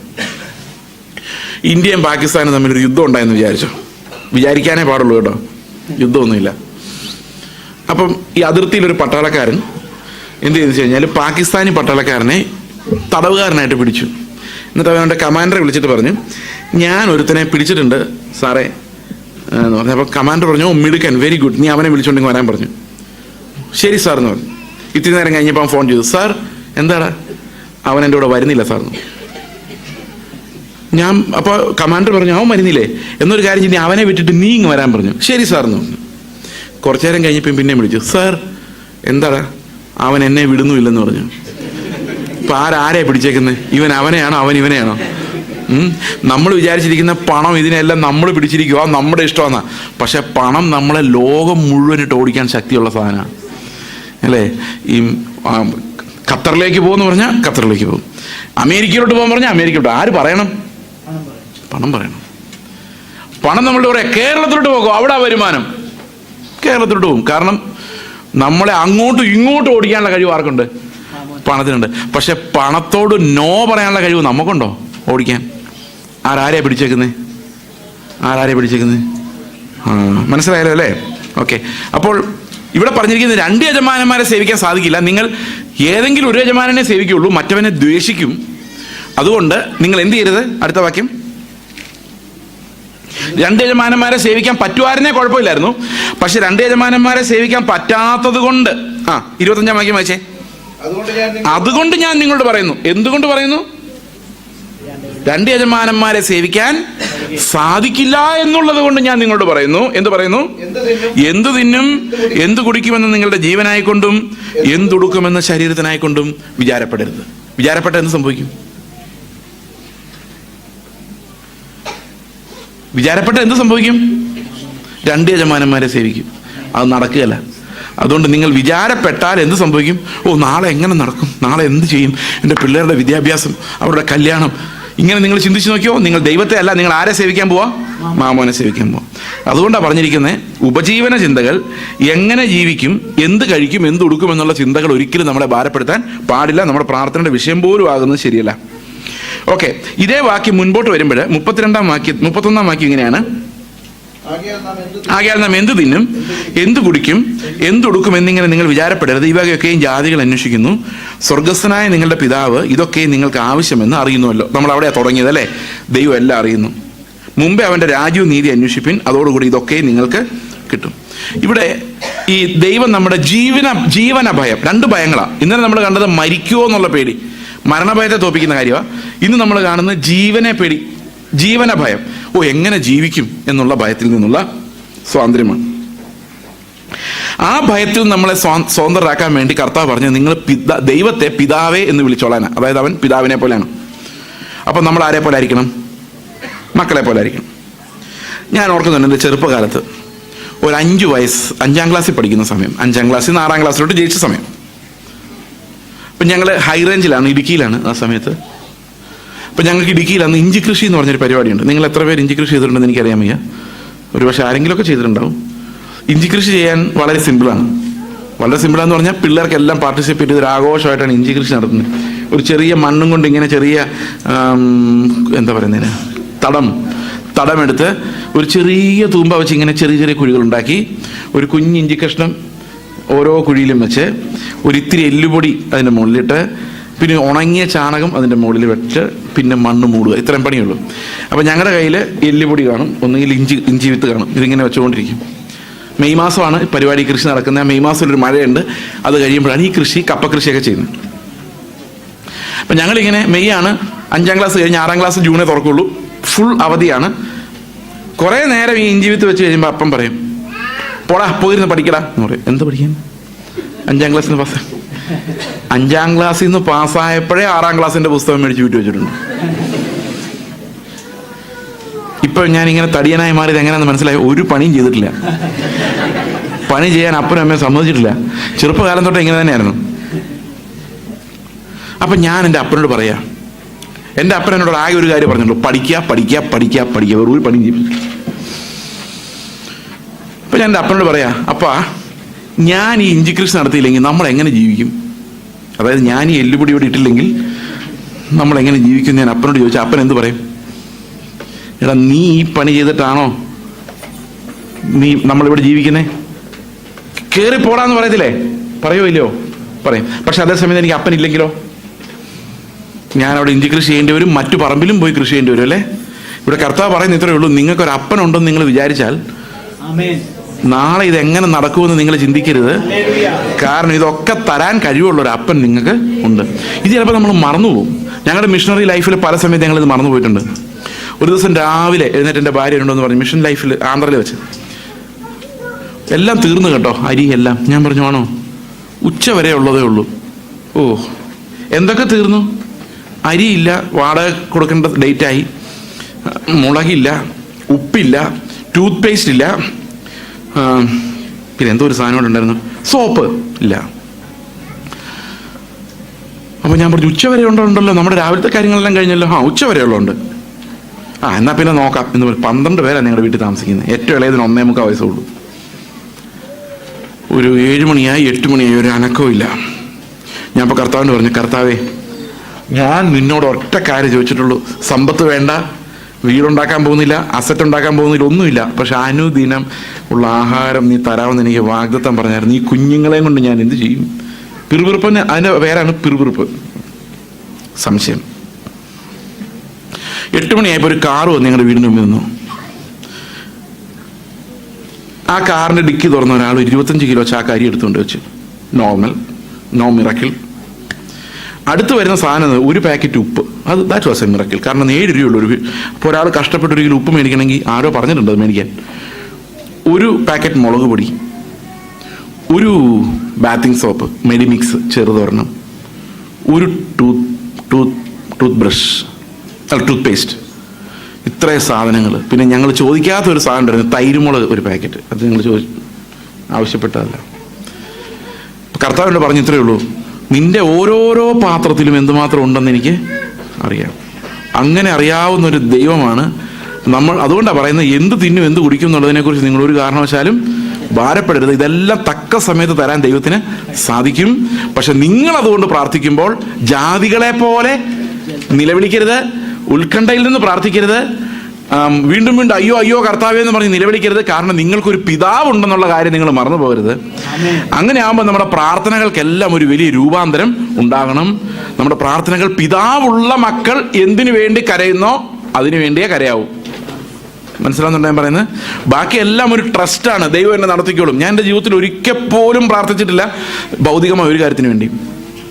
കാരണം ദൈവം തരുമെന്നുള്ളൊരു ബോധ്യം ഇന്നേ വരെ തന്നിട്ടുണ്ട്. ആവശ്യമുള്ളത് തന്നില്ലെങ്കിൽ വേണ്ട. ദൈവത്തിന് വേണ്ടെങ്കിൽ പിന്നെ നമുക്ക് എന്തിനാ, അല്ലേ? ചില ആൾക്കാർ പള്ളി പണിയാൻ വേണ്ടി പിരിവെടുക്കുന്നതാണ്. പള്ളി പണിയാൻ വേണ്ടി പിരിവ്. എനിക്കിത് മനസ്സിലാകുന്നില്ല. ദൈവത്തിന് പള്ളി പണിയണമെങ്കിൽ ദൈവം പൈസ തന്നോളൂ അല്ലേ? നമ്മൾ ദൈവത്തിന് വേണ്ടി പിരിക്കേണ്ട കാര്യമുണ്ടോ? ഒരു ആവശ്യമില്ല. ദൈവത്തിന് അറിയാം, അവന് ശക്തിയുണ്ട്, അവൻ എന്തും ചെയ്യാനുള്ള അധികാരമുണ്ട്. Okay, alright. അപ്പം എന്താണ് പിന്നെ നമ്മൾ പ്രാർത്ഥിക്കേണ്ടത്? അതാണ് നമ്മുടെ വിഷയം. പ്രാർത്ഥിക്കാൻ ഒത്തിരി വിഷയങ്ങൾ ആവശ്യമാണ്, അല്ലേ? കർത്താവ് പറഞ്ഞേക്കുന്ന ആത്മാവിന് എത്ര വേണേലും ചോദിച്ചോളാൻ പറഞ്ഞിട്ടുണ്ട്.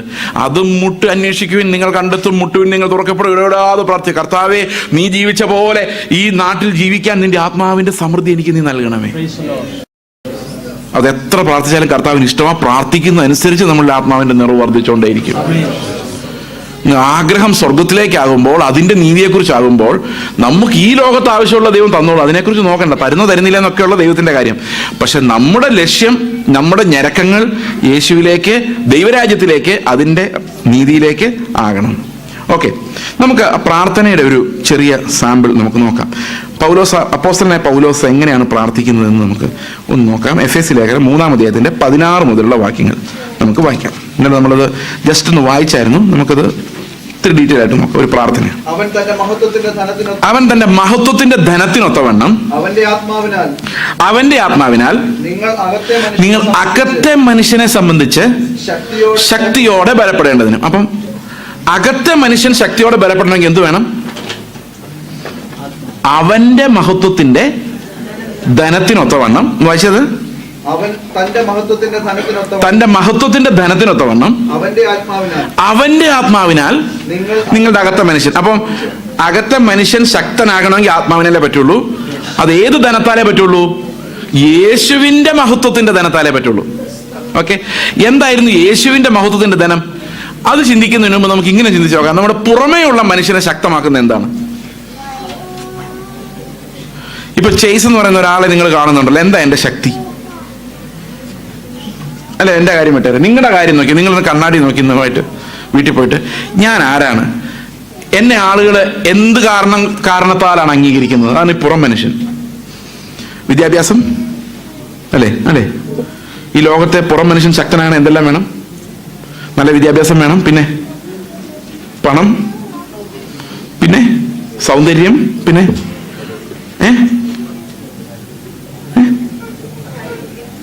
എന്തോ കേട്ടില്ല, പൊസിഷൻ, പദവി. പിന്നെ ഒരു വലിയ കാര്യം, അത് തന്നെ കുടുംബമഹിമ. അത് നമ്മൾ വിടുന്ന കേസല്ല. പ്രത്യേകിച്ച് മധ്യ തിരുവിതാംകൂറിൽ നിന്ന് വരുന്നവർക്ക് കുടുംബമഹിമ കഴിഞ്ഞിട്ടേ ഉള്ളൂ, ആകാശവും ഭൂമിയും പോലും. ഓക്കെ, ഇതെല്ലാം കൂടെ ചേർന്നാണ് നമ്മൾ എന്താകുന്നത്? ഈ ഞാനാകുന്നത്. ഈ മഹത്വം എല്ലാം നമുക്ക് ഈ ഭൂമിയിൽ നിന്ന് പറക്കാം. എവിടെ നിന്ന് കിട്ടുന്ന? ആത്മാവിൽ നിന്ന് വരുന്നതല്ല. ഇതെല്ലാം നമ്മുടെ കഠിനാധ്വാനത്താലും പിന്നെ ഭാഗ്യത്താലും, അല്ലേ? നമുക്ക് കുടുംബമഹിമ എങ്ങനെ ഉണ്ടായത്? നിങ്ങൾ കഠിനാധ്വാനം ചെയ്ത് ഉണ്ടാക്കിയതാണോ? അല്ല, ഭാഗ്യം. ബാക്കി സാധനങ്ങളെല്ലാം, ഈ പുറം മനുഷ്യന്റെ എല്ലാ സൗഭാഗ്യങ്ങളും നമുക്ക് എങ്ങനെ വരുന്നത്? ഈ ഭൂമിയിൽ നിന്നാണ് വരുന്നത്. ആത്മാവിൽ നിന്നല്ല അത് വരുന്നത്, പ്രാണനിൽ നിന്നും ശരീരത്തിൽ നിന്നുമാണത് വരുന്നത്. ഈ മഹത്വം എല്ലാം താൽക്കാലികമാണ്. പുറമേ നിന്ന് വരുന്നതും കാണുന്നതുമായ എല്ലാ മഹത്വവും താൽക്കാലികമാണ്. എന്നാൽ യേശുവിന്റെ മഹത്വം എന്താണെന്നറിയോ? ആ മഹത്വത്തിന് വേണ്ടി നമ്മൾ പ്രാർത്ഥിക്കുന്നത്. അവന്റെ മഹത്വത്തിന്റെ ധനത്തിനൊത്തവണ്ണം ആത്മാവ് നമ്മുടെ ഹൃദയത്തെ സമ്പന്നമാക്കുമ്പോഴാണ് നമ്മുടെ അകത്തെ മനുഷ്യൻ ശക്തനാകുന്നത്. അപ്പൊ യേശുവിനുണ്ടായിരുന്ന മഹത്വം എന്തായിരുന്നു? നമുക്ക് നോക്കാം. യേശു സ്വർഗത്തിലിരിക്കുമ്പോൾ അവൻ വളരെ മഹത്വമുള്ളവനായ പുത്രനായിരുന്നു. ദൂതന്മാർ അവനെ ആരാധിച്ചുകൊണ്ടിരുന്നു. നമുക്കറിയാം, യെശയ്യാവിന്റെ പ്രവചന പുസ്തകത്തിലെ 6-ാം അധ്യായത്തിൽ ദൂതന്മാർ ആരാധിച്ചുകൊണ്ടിരുന്ന ആരെയാ? കർത്താവായ യേശു ക്രിസ്തുവിനെയാണ്. അത് യോഹന്നാന്റെ സുവിശേഷം 12-ാം അധ്യായത്തിൽ പറയുന്നുണ്ട്, യെശയ്യാവ് അവന്റെ തേജസ് കണ്ട് അവനെക്കുറിച്ച് പ്രവചിച്ചുകൊണ്ടാണ് ഇങ്ങനെ പറഞ്ഞതെന്ന്. അപ്പൊ യേശു ക്രിസ്തു അത്ര ആരാധ്യനായി സ്വർഗത്തിലിരുന്ന കർത്താവ് അതേ തേജസ്സോടെ ഈ ഭൂമിയിൽ വന്നിറങ്ങി ജീവിച്ചിരുന്നെങ്കിൽ നമ്മൾ ഒരാൾ പോലും കർത്താവിന്റെ മുമ്പിൽ പോയി നിൽക്കാൻ പറ്റില്ലായിരുന്നു. പറ്റുമായിരുന്നോ? മനസ്സിലാവുന്നുണ്ടോ പറയുന്നത്? എല്ലാം ബോധം കിട്ടു പോയനെ. അതുകൊണ്ട് കർത്താവ് ഈ ഭൂമിയിലേക്ക് വന്നപ്പോൾ അവനൊരു ചെറിയ മാറ്റം ആ തേജസ്സിൽ വരുത്തി. അതെന്താന്ന് നമുക്ക് നോക്കാം. യോഹന്നാന്റെ സുവിശേഷം 1-ാം അധ്യായത്തിന്റെ 14-ാം വാക്യം. വചനം ജഡമായി തീർന്നു, കൃപയും സത്യവും നിറഞ്ഞവനായി നമ്മുടെ ഇടയിൽ പാർത്തു. ഞങ്ങൾ അവന്റെ തേജസ് കണ്ടോ? തേജസ്, മഹത്വം എങ്ങനെ കണ്ടു? പിതാവിൽ നിന്ന് ഏകജാതനായവന്റെ തേജസ്സായി കണ്ടു. അപ്പൊ യേശു വന്നപ്പോ ഭയങ്കര തേജസ്സോടെയാണോ വന്നത്? അല്ല. ഇംഗ്ലീഷിലെ വാക്യം ഒന്ന് വായിക്കാം. അത് 14. The word became flesh, വചനം ജഡമായി തീർന്നു, and dwelt among us, നമ്മുടെ ഇടയിൽ പാർത്തു, and we beheld his glory, ഞങ്ങൾ അവന്റെ തേജസ്സിനെ കണ്ടു, the glory as of the only begotten of the Father, പിതാവിൽ നിന്ന് ഏകജാതനായവന്റെ തേജസ്സായി കണ്ടു, full of grace and truth. എങ്ങനെയാ കണ്ടത് ആ തേജസ്സിനെ? തേജസ്സിനെ എങ്ങനെയാ കണ്ടത്? കൃപയും സത്യവും നിറഞ്ഞതായി കണ്ടു. അപ്പൊ യേശു ഈ ഭൂമിയിലേക്ക് ഇറങ്ങി വന്നപ്പോൾ സ്വർഗീയ തേജസ്സിനെ അവൻ എങ്ങനെ മാറ്റി? കൃപയും സത്യവുമാക്കി മാറ്റിയിട്ടാണ് വരുന്നത്. എന്താ കൃപ എന്ന് പറഞ്ഞ? പെട്ടെന്ന് പറഞ്ഞു. അർഹതയില്ലാത്ത സ്ഥാനത്ത് ലഭിക്കുന്ന. അങ്ങനെയാണെങ്കിൽ യേശുവിൽ എന്ത് നിറഞ്ഞിരിക്കുമായിരുന്നു? അർഹതയില്ലാത്ത ദാനങ്ങൾ. യേശുവിൽ അർഹതയില്ലാത്ത അപ്രൂവൽ നിറഞ്ഞിരിക്കുമായിരുന്നോ? ആയിരുന്നോ? ഞാനൊരു എക്സാമ്പിൾ പറയാം. നിങ്ങൾ ഈ പാട്ടുകളെല്ലാം കഴിഞ്ഞ രാവിലെ നല്ല പാട്ടുകൾ കേട്ടല്ലോ. എന്ത് കൃപയായിരുന്നു അല്ലേ എന്ന് പറഞ്ഞ എന്താ അർത്ഥം? എന്ത് അർഹതയില്ലാത്ത ദാനമായിരുന്നല്ലേ? അങ്ങനെയാണോ? ആണോ? ആ മനുഷ്യന്റെ സംസാരം എത്ര കൃപയുള്ള വർത്തമാനം എന്ന് പറഞ്ഞാൽ എന്താണ് നമ്മൾ ഉദ്ദേശിക്കുന്നത്? എന്ത് അർഹതയില്ലാത്ത ദാനമുള്ള, എന്ത് അർഹതയില്ലാത്ത അംഗീകാരമുള്ള സംസാരം എന്നാണ് ഉദ്ദേശിച്ചത്. ആണോ? അല്ലയോ? അല്ലല്ലേ? അപ്പൊ വേറെ എന്തോ ഒരു അർത്ഥം ഉണ്ടല്ലേ. അപ്പൊ കൃപയ്ക്ക് ബൈബിളിൽ 3 അർത്ഥങ്ങളുണ്ട്. ഡിക്ഷണറി നോക്കിയാൽ പ്രധാനമായിട്ടും പറയുന്ന അർത്ഥം എന്താണെന്നറിയോ? ഗ്രേസ്. ചിലപ്പോൾ നമ്മൾ പറയില്ലേ, എന്ത് ഗ്രേസാ ആളുടെ മുഖത്ത് എന്ന് പറഞ്ഞാൽ എന്താ അർത്ഥം? എന്ത് അർഹതയില്ലാത്ത. അങ്ങനെയാണോ പറയുന്നത്? യേശുവിൽ കൃപ നിറഞ്ഞിരിക്കുവായിരുന്നു പറയുമ്പോൾ നമ്മൾ എന്താ പറയുന്നത്? യേശുവിൽ അർഹതയില്ലാത്ത അംഗീകാരങ്ങൾ നിറഞ്ഞിരിക്കുവായിരുന്നാണോ? കൃപ എന്ന് പറഞ്ഞാൽ ശരിക്കും ഡിക്ഷണറി മീനിങ് നിങ്ങൾ നോക്കിയാൽ മതി. ഏതെങ്കിലും ഒരു ഡിക്ഷണറി പോയി നോക്കിയാൽ മതി, ഇന്റർനെറ്റിൽ പോയി നോക്കിയാലും മതി. ഗ്രേസ് എന്ന് പറയുന്നത് നമ്മുടെ പെരുമാറ്റത്തിലും നടപ്പിലും എല്ലാമുള്ള ഒരു ആകർഷകത്വമാണ്, ഒരു തേജസ്. അതായത് ഒരു ഒരു ഒരു നമ്മളെ ആകർഷിക്കാനൊരു കഴിവ്, ഒരു പ്ലീസിങ്. ശരിക്കും അതിന്റെ ഡെഫിനിഷൻ ഇതാണ്: grace is A quality that makes something attractive, beautiful and pleasing. നമുക്കത് കാണുമ്പോൾ ഒരു ഭയങ്കര ആനന്ദം ഉണ്ടാക്കുന്ന. ചിലരുടെ ചിരി കാണുമ്പോൾ ഒരു ആനന്ദം ഉണ്ടാകും, നല്ല ചിരി എന്ന് പറയും. കാരണം അതൊരു ഹൃദയം തുറന്ന ചിരിയാണ് ഞാൻ ഉദ്ദേശിച്ചത്. ഹൃദയം തുറന്ന ചിരി കാണുന്ന രസമാണ് അല്ലെ? വക്രിച്ച ചിരികളെക്കാളും കളിപ്പിക്കുന്ന ചിരികളെക്കാളും രസമാണ് എന്തിന്? ഹൃദയം തുറന്ന ചിരി. അപ്പൊ ചില മുഖങ്ങളിൽ ഈ ഗ്രേസ് ഞാൻ ഓർക്കുന്നുണ്ട്. ഒരു ദിവസം ഞാനും എൻ്റെ ഒരു ഫ്രണ്ടും കൂടെ ചെന്നൈ റെയിൽവേ സ്റ്റേഷൻ നിൽക്കാം, ഒരാളെ കാണാൻ വേണ്ടിയാ. ചെന്നൈ റെയിൽവേ സ്റ്റേഷൻ ഭയങ്കര തിരക്കാ.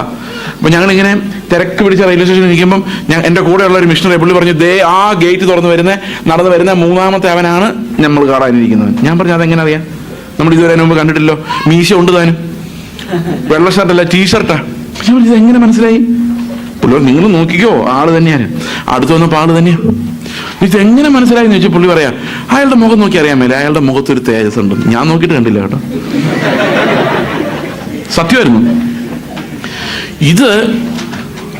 യേശുവിന്റെ തേജസ് എന്ന് പറയുന്നത് ഭയങ്കര ഒരു അട്രാക്ഷൻ ആയിരുന്നു. ഒരു മനുഷ്യനും അവനെ വിട്ടുപോകാൻ തോന്നാത്ത പോലെ 2 ദിവസമായാലും 3 ദിവസമായാലും അവന്റെ വചനം അങ്ങ് കേട്ടുകൊണ്ടിരിക്കാൻ തോന്നുമായിരുന്നു. ഇപ്പൊ നിങ്ങൾ എൻ്റെ വചനം അങ്ങനെ കേട്ടുകൊണ്ടിരിക്കില്ല, കാരണം നിങ്ങൾക്ക് എനിക്ക് ആ കൃപയില്ല. യേശു അങ്ങനെയായിരുന്നു. Yeshu was full of grace. Full of grace മാത്രമല്ല, അവൻ പറഞ്ഞത് മുഴുവൻ സത്യമായിരുന്നു. ട്രൂത്തും കറക്റ്റ്നെസ്സും തമ്മിൽ വ്യത്യാസമുണ്ട്. ഞാൻ കഴിഞ്ഞ ദിവസം ഒരു എക്സാമ്പിൾ അതിനു വേണ്ടി പറഞ്ഞായിരുന്നു. ഈ കറക്റ്റ്നെസ് എന്ന് പറഞ്ഞാൽ ഓരോ സ്ഥലത്തും അതിനൊരു പശ്ചാത്തലമുണ്ട്. ഒരു പശ്ചാത്തലത്തിൽ അത് ശരി അല്ലെ. ഇവിടെ വരുമ്പോൾ നിങ്ങളെ പുകഴ്ത്തി പറയുന്നത് ശരി, അപ്പുറത്ത് ചെല്ലുമ്പോൾ അപ്പുറത്തുള്ളവരെ പുകഴ്ത്തി പറയുന്നത് ശരി. സത്യം എന്താ? ഇന്ന് ഈ ഭൂമിയിൽ മൊത്തം ഈ ശരികളുടെ കാലമാണ്. ഞാൻ ഓർക്കുന്നുണ്ട് 1995 ജനുവരി മാസം 1-ാം തീയതി ദ ഹിന്ദു പത്രത്തിൽ അന്ന് ഒരു ഫോളിയോ എന്ന് പറഞ്ഞൊരു ആർട്ട് സെക്ഷൻ കൊടുക്കുമായിരുന്നു. അപ്പൊ അതിനകത്ത് ഞാൻ അന്ന് വന്നൊരു ആർട്ടിക്കിൾ ഞാൻ ഇപ്പോൾ ഓർക്കുന്നുണ്ട്. ഒരു തമിഴ്നാട്ടിൽ മദ്രാസിലും കണ്ടൊരു ബ്രാഹ്മൺ പെൺകുട്ടി, അവളുടെ വീട്ടില് നോൺ വെജിറ്റേറിയന്റെ കാര്യം ആരെങ്കിലും പറഞ്ഞോളൂ അപ്പൊ തന്നെ വൊമിറ്റ് ചെയ്യും. സെക്കൻഡിൽ വൊമിറ്റ് ചെയ്യും. ഭയങ്കര ഇറിറ്റേഷനാ. പക്ഷെ കൂട്ടുകാരുടെ കൂടെ പോയിരുന്ന് ബീഫും ചിക്കനും എല്ലാം കഴിക്കും, നോ പ്രോബ്ലം. ഇത് മനഃപൂർവ്വമല്ല, അഭിനയമല്ല, അങ്ങനെയാണ്. കാരണം എവിടെയാണോ നമ്മൾ ഫിറ്റ് ആകുന്നത് അവിടെ ബെസ്റ്റ് ആവുക. അതാണ് അവിടെ അത് ശരി, ഇവിടെ ഇത് ശരി. അത് ഞാൻ കഴിഞ്ഞ ദിവസം പറഞ്ഞ ടീച്ചർമാർ ചോദിക്കുമ്പം പരിണാമം അത് ശരി, അവിടെ 2 മാർക്ക്. സൺഡേ സ്കൂളിൽ ചോദിക്കുമ്പം ദൈവം സൃഷ്ടിച്ചത് അവിടെ 2 മാർക്ക്. അവിടെ അത് ശരി, ഇവിടെ ഇത് ശരി. സത്യം. പക്ഷെ യേശു പറഞ്ഞതെല്ലാം സത്യമാണ്. സത്യം എന്ന് പറഞ്ഞാൽ അതിന് മാറ്റമില്ല. ടൈം കൊണ്ട് മാറാൻ പറ്റാത്തതിനാണ് സത്യം എന്ന് പറയുന്നത്. അപ്പൊ കർത്താവ് സത്യമായത് മാത്രം തിരഞ്ഞെടുക്കുകയും സത്യം മാത്രം പറയുകയും, ശരികളല്ല, താൽക്കാലിക ശരികളല്ല, പെർമനന്റ് സത്യങ്ങൾ മാത്രം. അതാ കർത്താവ് പറഞ്ഞത്, ഞാൻ പറയുന്നത് സത്യമാണ്, അത് നിങ്ങളെ വിടുവിക്കും. നിങ്ങൾ ശരി അറിഞ്ഞല്ല നിങ്ങൾ രക്ഷപ്പെടുന്നത്, സത്യം നിങ്ങൾ അറിയുകയും സത്യം നിങ്ങളെ സ്വതന്ത്രരാക്കുകയും ചെയ്യും. അപ്പോൾ ആ സത്യം പറയുന്ന ആൾക്ക് ഭയങ്കര കൃപയായിരുന്നത് കൊണ്ട് ഏത് കൊച്ചിനും യേശുവിന്റെ അടുത്തേക്ക് ഓടി ചെല്ലാൻ കഴിയുമായിരുന്നു. ഈ കൃപയും സത്യവുമാണ്. സത്യം എന്തിനെ കാണിക്കുന്നു? അവന്റെ ദൈവത്വത്തെയാണ് കാണിക്കുന്നത്, ഇറ്റേണിറ്റിയാണ് കാണിക്കുന്നത്. കാരണം അലീത്യ എന്നുള്ള ഗ്രീക്ക് വാക്ക് സമയം കൊണ്ട് മാറാത്തത് എന്നാണ് സൂചിപ്പിക്കുന്നത്.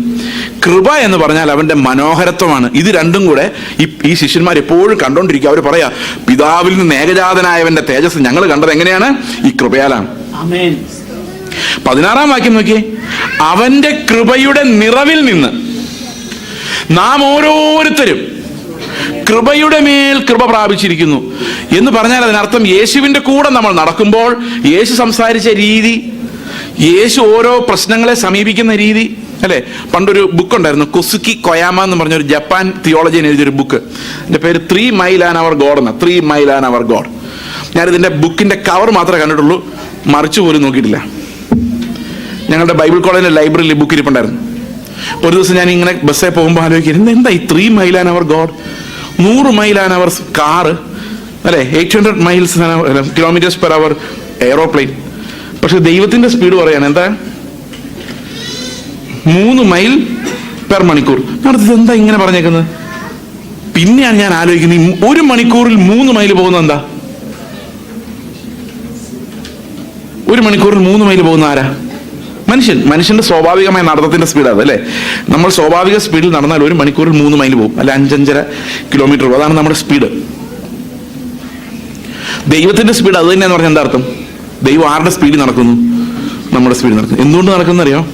നമ്മുടെ കുഞ്ഞുങ്ങളെ നടക്കാൻ പഠിപ്പിക്കുമ്പോൾ നമ്മുടെ സ്പീഡിൽ കുഞ്ഞ് നടക്കുവാണോ, കുഞ്ഞിന്റെ സ്പീഡിൽ നമ്മൾ നടക്കണോ? എങ്ങനെയാ?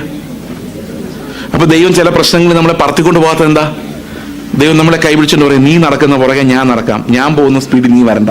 എന്താ കാരണം? യേശു എങ്ങനെയാണ് ഇതിനെ ഓരോന്നിനെ അതിജീവിച്ചതെന്ന് ഞാൻ പഠിച്ച് വരുമ്പം എൻ്റെ രീതികളിൽ, എൻ്റെ മുഖഭാവത്തിൽ, എൻ്റെ സ്നേഹത്തിലെല്ലാം യേശുവിൻ്റെ ഒരു സ്റ്റാമ്പ് പതുക്കെ കാണാൻ തുടങ്ങും. അത് ഞാൻ ഈ കൃപ എന്ന് പറയുന്നത്. ദീർഘനാൾ കർത്താവിൻ്റെ പിന്നാലെ നടക്കുന്നവര്, പക്ഷെ പുറമെ അവൻ്റെ ദേഹം ക്ഷയിച്ച് വന്നാലും യകമേ ഈ കൃപ വർദ്ധിക്കും. എന്താ കൃപ? ആ തേജസിന്റെ ഇക്വലന്റ് ആണ് കൃപ. അവസാനം കർത്താവിന്റെ കാഹളനാദം കേൾക്കുമ്പോൾ നമ്മൾ എന്തുമാത്രം കൃപ കർത്താവിൽ നിന്ന് പ്രാപിച്ചിട്ടുണ്ടോ അതെല്ലാം നമുക്കൊരു തേജസ്സായി, പ്രകാശമായി അല്ലെ, വലിയ ഗ്ലോറിയിലേക്ക് നമ്മൾ പോകും. ഈ മഹത്വം, യേശു തിരഞ്ഞെടുക്കുന്ന ആ ലൈഫിന്റെ മഹത്വം, ലോകത്തെ റിജക്ട് ചെയ്യുമ്പോൾ കിട്ടുന്ന മഹത്വം, ആളുകളാൽ നിന്ദിക്കപ്പെടുമ്പോൾ കിട്ടുന്ന മഹത്വം, പിതാവിനാൽ അംഗീകരിക്കപ്പെടുമ്പോൾ കിട്ടുന്ന മഹത്വം, ആ മഹത്വത്തിന്റെ ധനമാണ് അകത്തെ മനുഷ്യനെ ബലപ്പെടുത്തുന്നത്. യേശു എന്തൊക്കെയാണോ ഈ ലോകത്ത് തെരഞ്ഞെടുത്തത്, ആ തെരഞ്ഞെടുപ്പുകളിലേക്ക് നമ്മൾ പോകുമ്പോഴാണ് അകത്തെ മനുഷ്യൻ ശക്തിയോടെ ബലപ്പെടുന്നത്. നമ്മൾ ഏത് മനുഷ്യനെ ബലപ്പെടുത്താൻ വേണ്ടിയാണ് പ്രാർത്ഥിക്കുന്നത്? നമ്മൾ പ്രാർത്ഥിക്കുന്നത് എന്തിനാ? ഉപവാസ പ്രാർത്ഥന എന്തിനാ എടുക്കുന്നത്? പ്രവാചകന്മാർ എന്താ എന്ന് പറയുന്നത്? പുറം മനുഷ്യനോടാണോ അകം മനുഷ്യനോടാണോ സംസാരിക്കുന്നത്? നിങ്ങൾ ശോധന ചെയ്താൽ മതി. അടുത്ത വാക്യം വായിച്ചോ, എഫേസ്യ ലേഖനം 3:17. ഞങ്ങൾ അവന്റെ തേജസ് പിതാവിൽ നിന്ന് എഫേസ്യ ലേഖനം 3:17. ക്രിസ്തു വിശ്വാസത്താൽ നിങ്ങളുടെ ഹൃദയങ്ങളിൽ വസിക്കേണ്ടതിന്. നമുക്കൊരു കാര്യം അറിയാം, സർവകാലവും സർവ്വലോകത്തിനു മുമ്പേ നമ്മളെ കർത്താവിൽ തെരഞ്ഞെടുത്തു. അപ്പോൾ ഇങ്ങനെയാണ് ഞാൻ കഴിഞ്ഞ ദിവസം കാണിച്ച ഇങ്ങനെയാണ്, ക്രിസ്തുവിൽ നമ്മളെ തെരഞ്ഞെടുത്തു. നമ്മൾ എവിടെയുണ്ട്? ക്രിസ്തുവിലുണ്ട്. ഇത് വിശ്വാസത്താലല്ല, ഇത് കൃപയാല. നമുക്കൊരു പിടിയില്ലായിരുന്നു, വിശ്വസിക്കാനുള്ള കഴിവില്ലായിരുന്നു, ജനിച്ചിട്ടില്ലായിരുന്നു, നമുക്കൊന്നും അറിവില്ലായിരുന്നു, ഭൂമി പോലും ഉണ്ടായിട്ടില്ലായിരുന്നു, സമയം പോലും ഉണ്ടായിട്ടില്ലായിരുന്നു. ആ സമയത്ത് ദൈവം നമ്മളെ ക്രിസ്തുവിൽ തെരഞ്ഞെടുത്തു. എന്നാൽ ക്രിസ്തു നമ്മളിൽ വസിക്കുന്ന എപ്പോ തൊട്ടാ? അതിനൊരു ടൈമുണ്ട്. നമ്മൾ എപ്പോൾ വിശ്വസിക്കുന്നോ അപ്പോൾ തൊട്ടാ. അപ്പൊ ക്രിസ്തു നമ്മളിൽ വസിക്കേണ്ടതിന്, ആ വാക്യം ഒന്ന് വായിച്ചേ, ക്രിസ്തു വിശ്വാസത്താൽ നിങ്ങളുടെ ഹൃദയങ്ങളിൽ വസിക്കേണ്ടതിന് വരം നൽകണമെന്ന്. അപ്പം ക്രിസ്തു നമ്മുടെ ഹൃദയങ്ങളിൽ വസിക്കുന്നുണ്ടോ? ഉണ്ടോ ഇല്ലയോ? നിങ്ങൾ പറഞ്ഞേ. പിന്നെന്തിനാ ഈ വരം നൽകാൻ പ്രത്യേകിച്ച് പ്രാർത്ഥിക്കുന്നേ? ക്രിസ്തു നമ്മുടെ ഹൃദയത്തിൽ വന്നിട്ടില്ലേ? ക്രിസ്തു നിങ്ങളുടെ ഹൃദയത്തിൽ വന്നിട്ടുണ്ടാവാം, പക്ഷെ വസിക്കുന്നുണ്ടോ എന്നുള്ള കാര്യമാണ് പ്രശ്നം. രാവിലെ പ്രാർത്ഥിക്കുന്ന സമയത്ത് കുറച്ചു നേരം കാണും, പിന്നെ വൈകിട്ട് പ്രാർത്ഥിക്കുന്ന സമയത്ത് കാണും, ചർച്ച വന്നിരിക്കുന്ന സമയത്ത് കാണും. അല്ലാത്ത സമയത്ത് ആരാ ഇപ്പൊ ഞാൻ നിങ്ങളുടെ വീട്ടിൽ വന്നാല് ഡൈനിങ് റൂമിൽ ഇരിക്കുന്നു, ചായ കുടിക്കുന്നു, ആഹാരം കഴിക്കുന്നു, പോകുന്നു, അല്ലേ? ഇത്രേ പറ്റുള്ളൂ. കാരണം ഞാൻ വസിക്കുന്നില്ല. ഞാൻ എന്ത് ചെയ്യുന്നുള്ളൂ? വിസിറ്റ് ചെയ്യുന്നുള്ളൂ. വസിക്കുവാണെങ്കിലോ എല്ലാ മുറിയിലും ഞാൻ ചിലപ്പം കയറുന്നുണ്ട്. കാരണം അത് വസിക്കുന്നതിന്റെ പ്രത്യേകത. യേശു നമ്മുടെ ഹൃദയത്തിൽ വസിക്കുവാണെങ്കിലോ നമ്മുടെ എല്ലാ ഹൃദയത്തിന്റെ ഉള്ളറയിലും ആരായിരിക്കും? കർത്താവായിരിക്കും. അത് വിശ്വാസം ഉണ്ടെങ്കിൽ മാത്രമേ നമുക്ക് സാധിക്കുകയുള്ളൂ. നമ്മുടെ എല്ലാ ജീവിത മേഖലകളിലും യേശു നമുക്ക് പകരക്കാരനായി വരുന്നത് വിശ്വാസത്താലാണ്. അത് ഓരോ സമയത്തും നമ്മൾ എക്സർസൈസ് ചെയ്യേണ്ട ഫെയ്ത്താണ്. നമ്മൾ ഓരോരുത്തരോട് സംസാരിക്കുമ്പോഴും ജീവിതത്തിന്റെ ഓരോ മേഖലകളിലും കർത്താവ് നമുക്ക് രാജാവായി വരുന്നതിന് വേണ്ടിയാണ് നമ്മൾ പ്രാർത്ഥിക്കുന്നത്. ഇപ്പൊ പ്രാർത്ഥനയിൽ അവന്റെ രാജത്വം, അവന്റെ വാസം നമ്മളിൽ ഓരോ മുറിയിലും, ഹൃദയത്തിന്റെ ഓരോ മുറിയിലും കർത്താവ് അധികാരമുള്ളവനായിരിക്കുന്നതിന് വേണ്ടിയാണ് നമ്മൾ പ്രാർത്ഥിക്കുന്നത്. അടുത്ത വാക്യം, നിങ്ങൾ സ്നേഹത്തിൽ വേരൂന്നി. ഇതൊരു വളരെ പ്രധാനപ്പെട്ട കാര്യമാണ്, ഈ സ്നേഹം എന്ന് പറയുന്നത്. യോഹന്നാന്റെ ലേഖനങ്ങളും സുവിശേഷവും നിങ്ങൾ വായിച്ചാൽ ഏറ്റവും കൂടുതൽ ആവർത്തിക്കപ്പെട്ടിരിക്കുന്ന ഒരു പ്രബോധനം എന്ന് പറയുന്നത് പരസ്പരം സ്നേഹിക്കുക എന്നുള്ളതാണ്. അതെന്താ അങ്ങനെ വന്നത് ഞാൻ ആലോചിച്ചിട്ടുണ്ട്. അതിന്റെ കാരണം ഇതാണ്, ഏറ്റവും പ്രായമായ അപ്പോസ്തലനായിരുന്നു യോഹന്നാൻ. അതുപോലെ യേശു ഏറ്റവും കൂടുതൽ സ്നേഹിച്ച ശിഷ്യനായിരുന്നോ യോഹന്നാൻ? ആയിരുന്നോ? നിങ്ങളുടെ അഭിപ്രായം എന്താ? ആയിരുന്നോ? യേശു ഏറ്റവും കൂടുതൽ സ്നേഹിച്ച ശിഷ്യൻ ആരായിരുന്നു?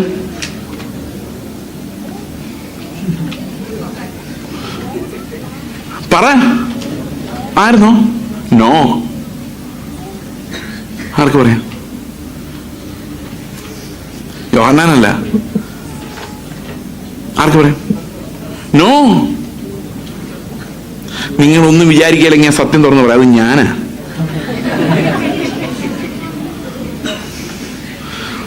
ഈ യോഹന്നാനെ യേശു ഏറ്റവും കൂടുതൽ സ്നേഹിച്ചെന്ന് ഏത് പുസ്തകത്തിലാണ് ഉള്ളത്? യോഹന്നാന്റെ പുസ്തകത്തിലാണ് ഉള്ളത്. ഞാനൊരു പുസ്തകം എഴുതിയായിരുന്നെങ്കിൽ ഉറപ്പായിട്ടും യേശു ഏറ്റവും കൂടുതൽ സ്നേഹിച്ച എന്നെയാന്ന് എഴുതിയാണ്. അതിന്റെ കാര്യം എന്ന് വെച്ച് കഴിഞ്ഞാൽ, ഈ യോഹന്നാൻ നോക്കുമ്പം പത്രോസിനെയൊക്കെ സ്നേഹിക്കാൻ യേശുവിനെ പാടുന്നില്ല. നല്ല പത്രോസ്, അങ്ങനെയല്ലേ നമ്മളെല്ലാവരും കാണുന്നത്. യോഹന്നാൻ സ്വയം നോക്കുമ്പോൾ എന്നെ പോലും ഒരുത്തിനെ 10,000 ഇളച്ച് കിട്ടിയവനാ കൂടുതൽ സ്നേഹിക്കുന്നത്. അപ്പൊ യോഹന്നാൻ അറിയാം, എന്നെ യേശു സ്നേഹിച്ചിട്ടുണ്ടെങ്കിൽ ഇത്രയും ആഴമുള്ള സ്നേഹം ഉള്ളതുകൊണ്ടാ എന്നെ പിടിച്ചത് എന്ന് യോഹന്നാൻ അറിയാം. അപ്പൊ പിന്നെ ഞാനല്ലേ ഏറ്റവും കൂടുതൽ സ്നേഹിക്കപ്പെട്ട ആള്? യോഹന്നാനെ സ്നേഹിക്കുന്നതിനേക്കാളും പാട് ആരെ സ്നേഹിക്കാൻ? അപ്പൊ ഏറ്റവും കൂടുതൽ സ്നേഹിച്ച ആരെ? ആ പദവി മാത്രം ഞാൻ ആർക്കും വിട്ടുകൊടുക്കാൻ തൽക്കാലം ഉദ്ദേശിക്കുന്നില്ല. ഓക്കെ, അപ്പൊ പക്ഷെ യോഹന്നാൻ ഇത് പറയാൻ കാരണം യേശുവിന്റെ സ്നേഹം ഏറ്റവും കൂടുതൽ അനുഭവിച്ച ഒരാളെന്ന് വേണമെങ്കിൽ നമുക്ക് യോഹന്നാനെ കുറിച്ച് പറയാം. നമ്മൾ അടുത്തടുത്ത് ചെല്ലുന്തോറും അത് കൂടുതൽ കൂടുതൽ അനുഭവിക്കും. പാപബോധം കൂടുന്തോറും യേശുവിന്റെ സ്നേഹം കൂടുതൽ കൂടുതൽ അവനെ അനുഭവിക്കും. കാരണം നമ്മൾ എപ്പോൾ ബലഹീനരായി നമുക്ക് മനസ്സിലാകുന്നോ അപ്പോൾ ദൈവത്തിന്റെ കൃപ, അവന്റെ സ്നേഹം നമ്മൾ കൂടുതലായി അനുഭവിക്കും, അല്ലേ? അതുകൊണ്ടായിരിക്കാം യോഹന്നാൻ. എനിക്ക് യോഹന്നാനെ കുറിച്ച് തോന്നിയ വേറൊരു അത്ഭുതം എന്താണെന്നറിയാം?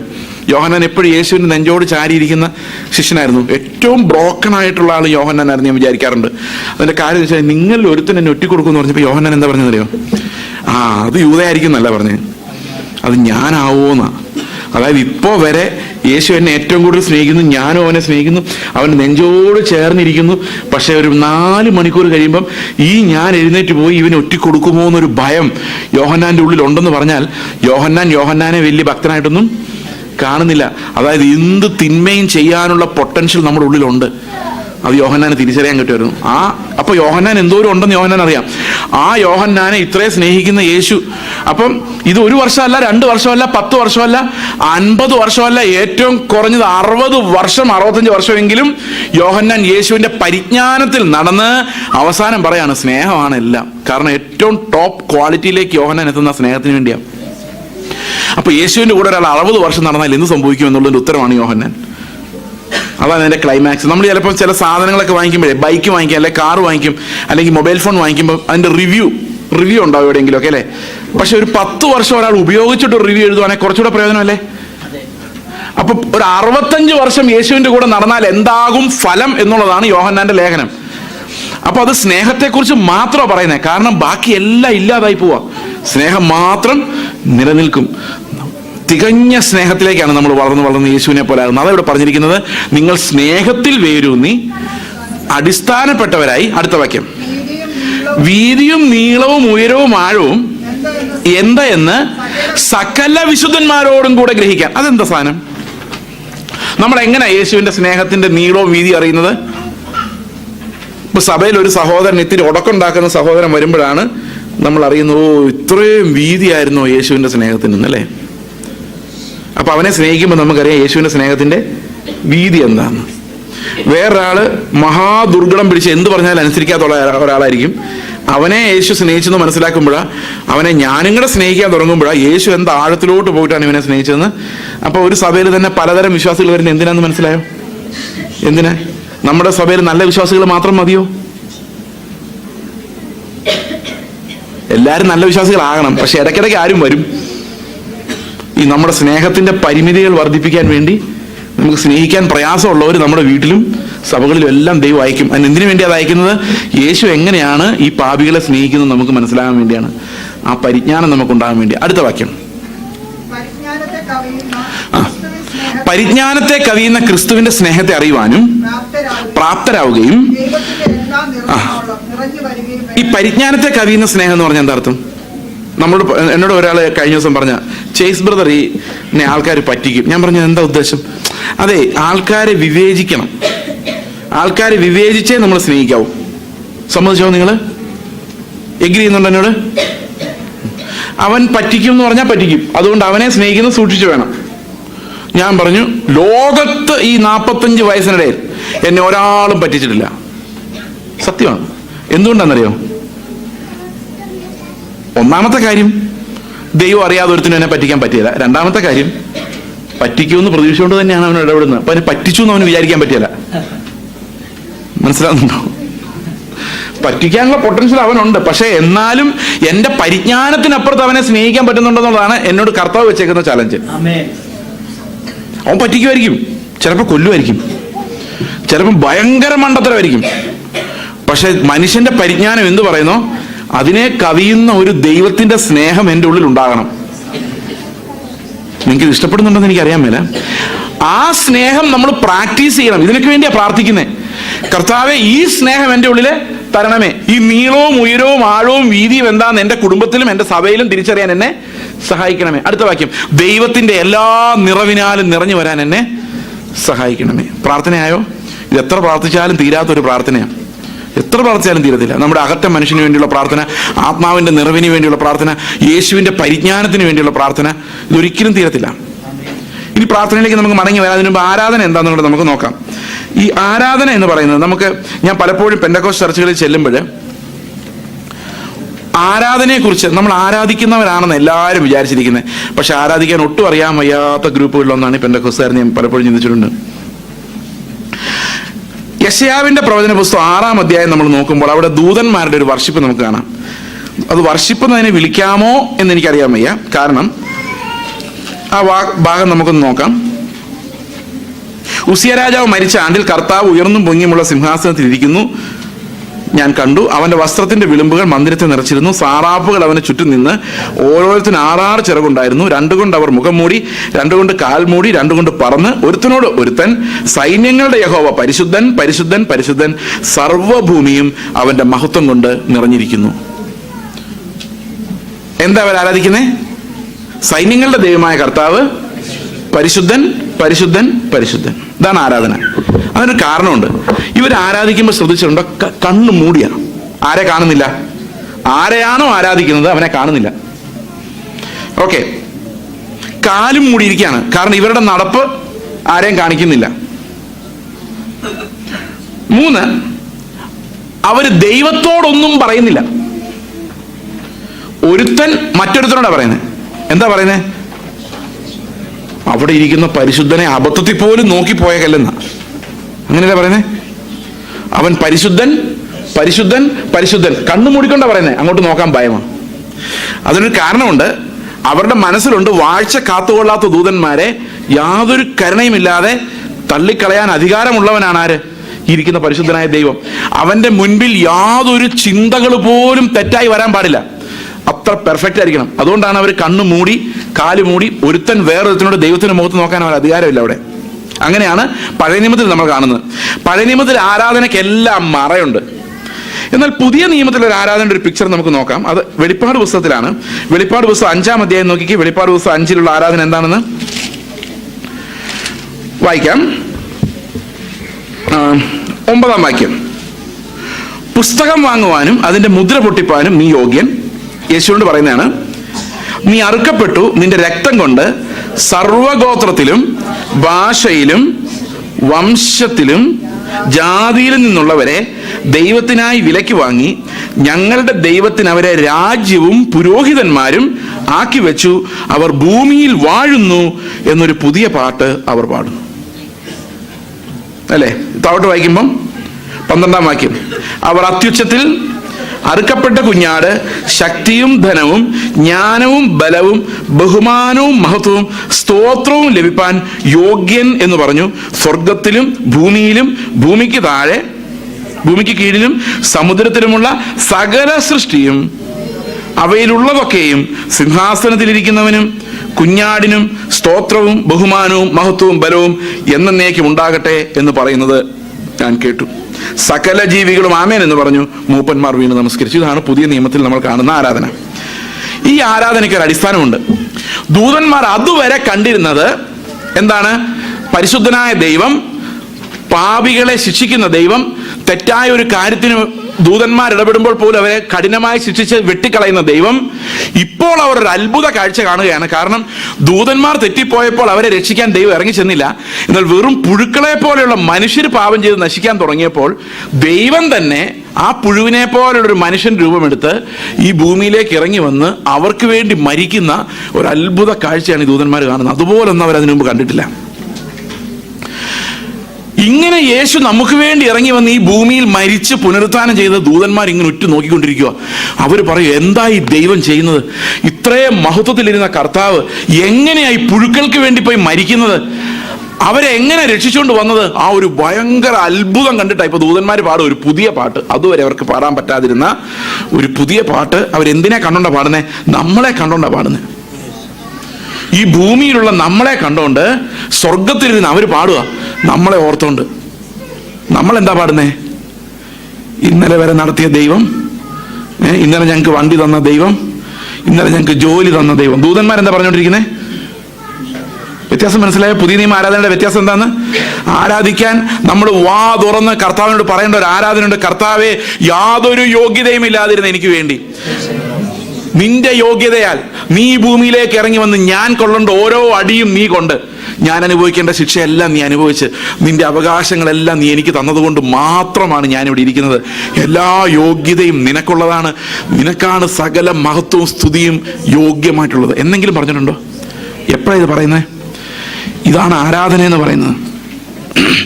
ആരാധനയിൽ നമ്മുടെ രക്ഷയുടെ യോഗ്യത, അതിൻ്റെ മെറിറ്റ് നമ്മുടേതല്ല, അത് യേശുവിൻ്റെതാണ് എന്ന് ഓരോ നിമിഷവും നമ്മൾ തിരിച്ചറിയുമ്പോൾ നമ്മൾ കർത്താവിനോട് പറയാം, കർത്താവേ എനിക്കല്ല മഹത്വം, ഞാൻ ഒന്നും ചെയ്തിട്ടില്ല, എല്ലാം നീയാണ്, നിന്നെ ഞാൻ സ്തോത്രം ചെയ്യുന്നു, ആരാധിക്കുന്നു, മഹത്വപ്പെടുത്തുന്നു. എപ്പോഴാണ് നമ്മളിത് പറയുന്നത്? ആരാധിക്കുന്നുണ്ടോ നമ്മൾ? ദൂതന്മാർക്ക് ആ പാട്ട് പാടാൻ പറ്റില്ല. ആ പാട്ട് പാടുന്നത് നമ്മളാണ്. വീണ്ടെടുപ്പിന്റെ പാട്ടാണ് പുതിയ നിയമ ആരാധന. ദൈവത്തിന്റെ മഹത്വം നമ്മൾ ഏറ്റവും കൂടുതൽ കാണുന്നത് രക്ഷയിലാണ്. സൃഷ്ടിയെക്കാളും മഹത്വമാണ് രക്ഷ. എന്തുകൊണ്ടാണെന്നറിയോ? നമ്മൾ പാപം ചെയ്തപ്പോൾ നമ്മളെല്ലാം കൂടെ പറക്കി ദൂരോട്ടിട്ടിട്ട് പുതിയൊരു കൂട്ടം മനുഷ്യരെ ഉണ്ടാക്കിയാൽ മതിയായിരുന്നു ദൈവത്തിന്.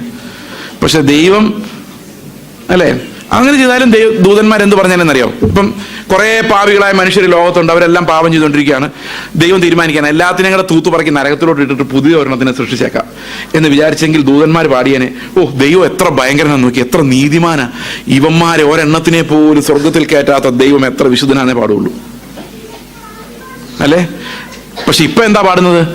ഇവന്മാരെയൊക്കെ രക്ഷിച്ചെടുത്ത ദൈവം എത്ര. അപ്പൊ ദൈവം എന്ത് ചെയ്താലും അത് അവന്റെ മഹത്വത്തിനായിട്ട് മാത്രമേ വരികയുള്ളൂ. അപ്പൊ നമ്മൾ ദൈവത്തെ ആരാധിക്കുമ്പോൾ അവൻ നമ്മെ വീണ്ടെടുത്ത് ഓർക്കുകയും അതിലൂടെ വെളിപ്പെട്ട ദൈവത്തിന്റെ മഹത്വം, ആരാധനയ്ക്ക് യോഗ്യനായ കുഞ്ഞാടിനെ നമ്മുടെ ശബ്ദം കൊണ്ട് ഉയർത്തി സ്തുതിക്കുകയും സ്തോത്രം ചെയ്യുകയും ചെയ്യാൻ നമ്മൾ പരിശീലിക്കണം, നമ്മളത് ചെയ്യണം. പുതിയ നിയമ വർഷിപ്പിന്റെ ഏറ്റവും പ്രധാനപ്പെട്ട ഭാഗം ഈ പുതിയ പാട്ട് പാടുക എന്നുള്ളതാണ്.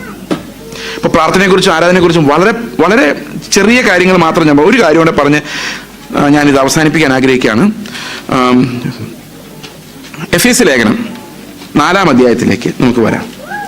ഇതെല്ലാം പ്രാക്ടിക്കലായിട്ടുള്ള ഡിസൈപ്പിൾഷിപ്പിന്റെ ഭാഗങ്ങളാണ്. അതെല്ലാം എല്ലാ പോയിന്റുകളും കവർ ചെയ്തുകൊണ്ടല്ല ഞാൻ സംസാരിക്കുന്നത്, ചില കാര്യങ്ങൾ മാത്രം.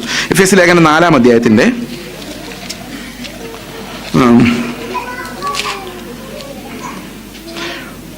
12-ാം വാക്യം നമുക്ക് വായിക്കാം. 11-ാം വാക്യം മുതൽ. അവൻ ചിലരെ അപ്പോസ്തലന്മാരായും ചിലരെ പ്രവാചകന്മാരായും ചിലരെ സുവിശേഷകന്മാരായും ചിലരെ ഇടയന്മാരായും ഉപദേഷ്ടാക്കന്മാരായും നിയമിച്ചിരിക്കുന്നു. അപ്പൊ സഭയ്ക്കകത്തുണ്ടാകുന്ന ഒരു ഡിസിപ്ലിനെ കുറിച്ചാണ് പറയുന്നത്. എന്തിനു വേണ്ടിയാണ് ഇത്? ആരൊക്കെയാന്ന് നോക്കി, 5 പേര് ആരൊക്കെയാ? അപ്പോസ്തലന്മാരായും പ്രവാചകന്മാരായും സുവിശേഷകന്മാരായും ഇടയന്മാരായും ഉപദേഷ്ടാക്കന്മാരായും നിയമിച്ചിരിക്കുന്നു. വെയിറ്റ്, ഈ അപ്പോസ്തലന്മാരാരാ?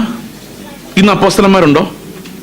നമുക്ക് കേൾക്കാൻ പറ്റില്ല. ആഫ്രിക്കയുടെ അപ്പോസ്തലൻ, ഇന്ത്യയുടെ അപ്പോസ്തലൻ. പക്ഷെ ഈ വേദപുസ്തകത്തിൽ പറഞ്ഞിരിക്കുന്ന നിലവാരത്തിലുള്ള അപ്പോസ്തലന്മാരിന്നില്ല. എന്തുകൊണ്ടില്ല എന്ന് ചോദിച്ചു കഴിഞ്ഞാൽ, അങ്ങനെ ഒരു അപ്പോസ്തലൻ ഉണ്ടെങ്കിൽ നമുക്ക് എന്തെങ്കിലും സംശയം ഉണ്ടെങ്കിൽ ആഭരണം ധരിക്കാമോ അപ്പോസ്തല എന്ന് ചോദിച്ചാൽ മതി. അദ്ദേഹം പറയാൻ ആഭരണം ധരിക്കാം എന്ന് പറഞ്ഞാൽ നമുക്കിത് അപ്പോസ്തല പ്രവൃത്തികൾ 2 എന്നും പറഞ്ഞ് ഈ പുതിയ അപ്പോസ്തലൻ പറഞ്ഞ് അവിടെ എഴുതി വെക്കാം. ഇവർക്ക് മനസ്സിലായി ഞാൻ പറഞ്ഞ്? അപ്പോസ്തലിക അധികാരം അത്. അതായത് അവർക്ക് പറഞ്ഞാൽ പിന്നെ അത് അങ്ങനെയാ. തലയിൽ മൂടുപടം ഇടണോ? മൂടുപടമിടാതെ പ്രാർത്ഥിക്കുകയോ പ്രവചിക്കുകയോ ചെയ്യുന്ന സ്ത്രീ തലയെ അപമാനിക്കുന്നു. എനിക്കൊന്നും മനസ്സിലായില്ല. അതിന് പുരുഷൻ അപമാനിക്കുന്നില്ല, സ്ത്രീ അപമാനിക്കുന്നു. ഒരു പിടിയും കിട്ടില്ല. പക്ഷെ അപ്പോസ്തലൻ പറഞ്ഞു മതി. അപ്പോസ്തലിക അധികാരം എന്ന് പറഞ്ഞാൽ അതാണ് സാധനം. അപ്പൊ എനിക്ക് ഒരു വകയും മനസ്സിലായില്ലെങ്കിലും അപ്പോസ്തലൻ ഈസ് അപ്പോസ്തലൻ. എത്രയൊക്കെ മനസ്സിലായി ഞാൻ പറഞ്ഞ കാര്യം? സ്ത്രീകളെ സഭയിൽ പഠിപ്പിക്കാനോ പുരുഷന്മാരുടെ മേൽ കർത്തൃത്വം നടത്താനോ ഞാൻ അനുവദിക്കുന്നില്ല. അതെന്താ പൗലോസ? എല്ലാം ഒരുപോലെ അല്ലേ? അതെന്താണോ ഞാൻ അനുവദിക്കുന്നില്ല. അതാണ് അപ്പോസ്തലൻ. അപ്പോസ്തലൻ പറഞ്ഞു നമുക്കൊരു ചോദ്യമില്ല. അപ്പോസ്തലൻ ഇങ്ങനെ പറയാതിരിക്കട്ടെ, സ്ത്രീകൾ മാത്രം പ്രസംഗിച്ചാൽ മതി, പുരുഷന്മാർ സഭകളിൽ മൗനമായിരിക്കട്ടെ. സന്തോഷമായിട്ട് ഞാൻ പോയി മൗനമായിരിക്കും. കാരണം അപ്പോസ്തലൻ ഈസ് അപ്പോസ്തലൻ. മനസ്സിലാവുന്നുണ്ടോ? അങ്ങനത്തെ അപ്പോസ്തലന്മാർ ഇന്നില്ല. അവർ ദൈവത്തെ കണ്ടവരും എല്ലാ കൃപാവരങ്ങളും ഉണ്ടായിരുന്നവരും സഭകൾ. ഈ അപ്പോസ്തലന്മാർക്ക് എല്ലാ ശുശ്രൂഷയും ചെയ്യാം. അവർ ഇടയ ശുശ്രൂഷ ചെയ്യാം, ഇവാഞ്ചലിസ്റ്റ്, എല്ലാ ഉപദേഷ്ടാവും സകലതും ചെയ്യാം, പ്രവചിക്കുകയും ചെയ്യാം. ഇനി പക്ഷെ അപ്പോസ്തലന്മാരില്ലാതെ ഒരു സഭ പണിയാൻ പറ്റിയല്ല. എല്ലാ സഭയുടെയും ഫൗണ്ടേഷനിൽ അപ്പോസ്തലൻ ഉണ്ടായിരിക്കണം. അപ്പോസ്തലിക ഉപദേശമാണ് ആ അപ്പോസ്തലൻ എന്ന് പറയുന്നത്. അതായത് ഈ അപ്പോസ്തലിക ഉപദേശത്തിന്റെ ടീച്ചിങ് ആണ് എല്ലാ സഭകളുടെയും ഫൗണ്ടേഷൻ. ഓക്കെ, അവിടെ പോട്ടെ. പ്രവാചകന്മാർ ഇന്നുണ്ടോ? ഉണ്ട്. പ്രവാചകന്മാർ 2 തരമുണ്ട്. പ്രവാചകന്മാരെന്ന് പറഞ്ഞാൽ ദൈവത്തിന്റെ അരുളപ്പാടുകളെ, ഇപ്പൊ ഉദാഹരണത്തിന് വെളിപ്പാട് പുസ്തകം ഒരു പ്രവചനമാണ് അല്ലേ? ആണോ അല്ലയോ? ആണ്. അതുപോലെയുള്ള പ്രവചനങ്ങൾ ഇനി വരാൻ പാടില്ല. അതിന്റെ കാര്യം എന്താണെന്ന് വെച്ച് കഴിഞ്ഞാൽ, ഈ 2006 ഒരു കന്യാസ്ത്രീ, ഓർമ്മയുണ്ടോ നിങ്ങൾക്ക് അറിയത്തില്ല, വെറോണിക്കയോ ഏഞ്ചലിക്ക കേട്ടിട്ടുണ്ടോ നിങ്ങൾ? ഒരു തകർപ്പൻ പ്രവചനം അങ്ങ് പ്രവചിച്ചു. അടുത്ത 7 വർഷം ഭൂമിയിൽ നല്ല കാലമായിരിക്കും. ഇന്ത്യയിൽ നമുക്ക് സുവിശേഷം പറയാൻ അനുകൂല കാലഘട്ടമായിരിക്കും. നിങ്ങൾ ആ സമയത്ത് സ്ക്വാഡുകൾ ഉണ്ടാക്കി കുറേ ചാർട്ടൊക്കെ ഉണ്ടാക്കി ഭയങ്കര വിശാലമായൊരു പ്രവചനമായിരുന്നു. 7 വർഷം 2006 + 7 എത്ര? 2013 അല്ലേ? 2013 വരെ സുവർണ കാലമായിരിക്കും. ആരും നിങ്ങൾ എതിർക്കുകയില്ല. ഇന്ത്യയിൽ എവിടെ പോയി വേണമെങ്കിലും മീറ്റിംഗ് നടത്താം. പക്ഷെ 2013 മുതൽ 20 വരെ ഭയങ്കര പീഡനകാലമായിരിക്കും. 2020 ആകുന്നതോടുകൂടി ഇന്ത്യ മുഴുവൻ സുവിശേഷീകരിക്കപ്പെടും. പ്രധാനമന്ത്രി നമുക്ക് 2 വർഷം കൂടെ ഉണ്ട്, നോക്കാം. പ്രധാനമന്ത്രി ക്രിസ്ത്യാനി ആയിരിക്കും. പുള്ളിക്കാർ പറഞ്ഞു ഒരു പുതിയ ക്രിസ്ത്യൻ യൂണിവേഴ്സിറ്റി ഉണ്ടാവും, സഫയർ യൂണിവേഴ്സിറ്റി തന്നെ പേര് വിട്ടു. അതുപോലെ മറ്റു രാജ്യങ്ങളിൽ നിന്ന് ഇന്ത്യയിൽ വന്ന് ആൾക്കാർ ബൈബിൾ പഠിക്കാൻ വേണ്ടി വരും എന്നൊക്കെ പറഞ്ഞു. ഞാൻ അന്നേ പറഞ്ഞു 14 വർഷത്തേക്ക് കർത്താവ് യേശുമിശിഹ വരില്ല എന്ന് പറയുന്നവർക്ക് യാതൊരു അധികാരമില്ല. നടക്കുകയില്ല, ഇത് ചുമ്മാതാണ്. ഇങ്ങനെയുള്ള പ്രവചനങ്ങൾ അതൊരു ഇമ്പോർട്ടൻറ്റ് പ്രവചനമാണെങ്കിൽ അതെവിടെ കണ്ടേനെ? ഇതിനകത്ത് കണ്ടേനെ. പക്ഷെ വേറൊരു പ്രവചനമുണ്ട് സഭയിൽ. ഒരു മനുഷ്യൻ സഭയ്ക്കകത്തോട്ട് കയറി വരുമ്പോൾ ഇവിടുത്തെ പിള്ളേർ എഴുന്നേറ്റുന്ന മനുഷ്യനെ വിവേചിക്കുന്ന ഒരു പ്രവചനമുണ്ട്.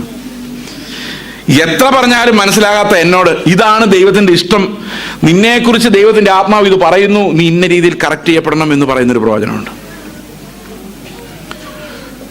പൗലോസിനെ കുറിച്ച് അഗബോസ് പ്രവചിച്ചറിയാം. അഗബോസ് ഈ ഉത്തിരിയത്തിന്റെ ഉടമയെ പിടിച്ചോണ്ട് പോകും, അതാണ് പ്രവചനം. പൗലോസിന്റെ സ്ഥാനത്ത് ഞാനായിരുന്നെങ്കിൽ അപ്പൊ തന്നെ പറഞ്ഞേ ദൈവഹിതം അല്ലാന്ന് തോന്നുന്നു യെരൂശലേമിലേക്ക് പോകുന്നു, അല്ലേ? പറയല്ലേ?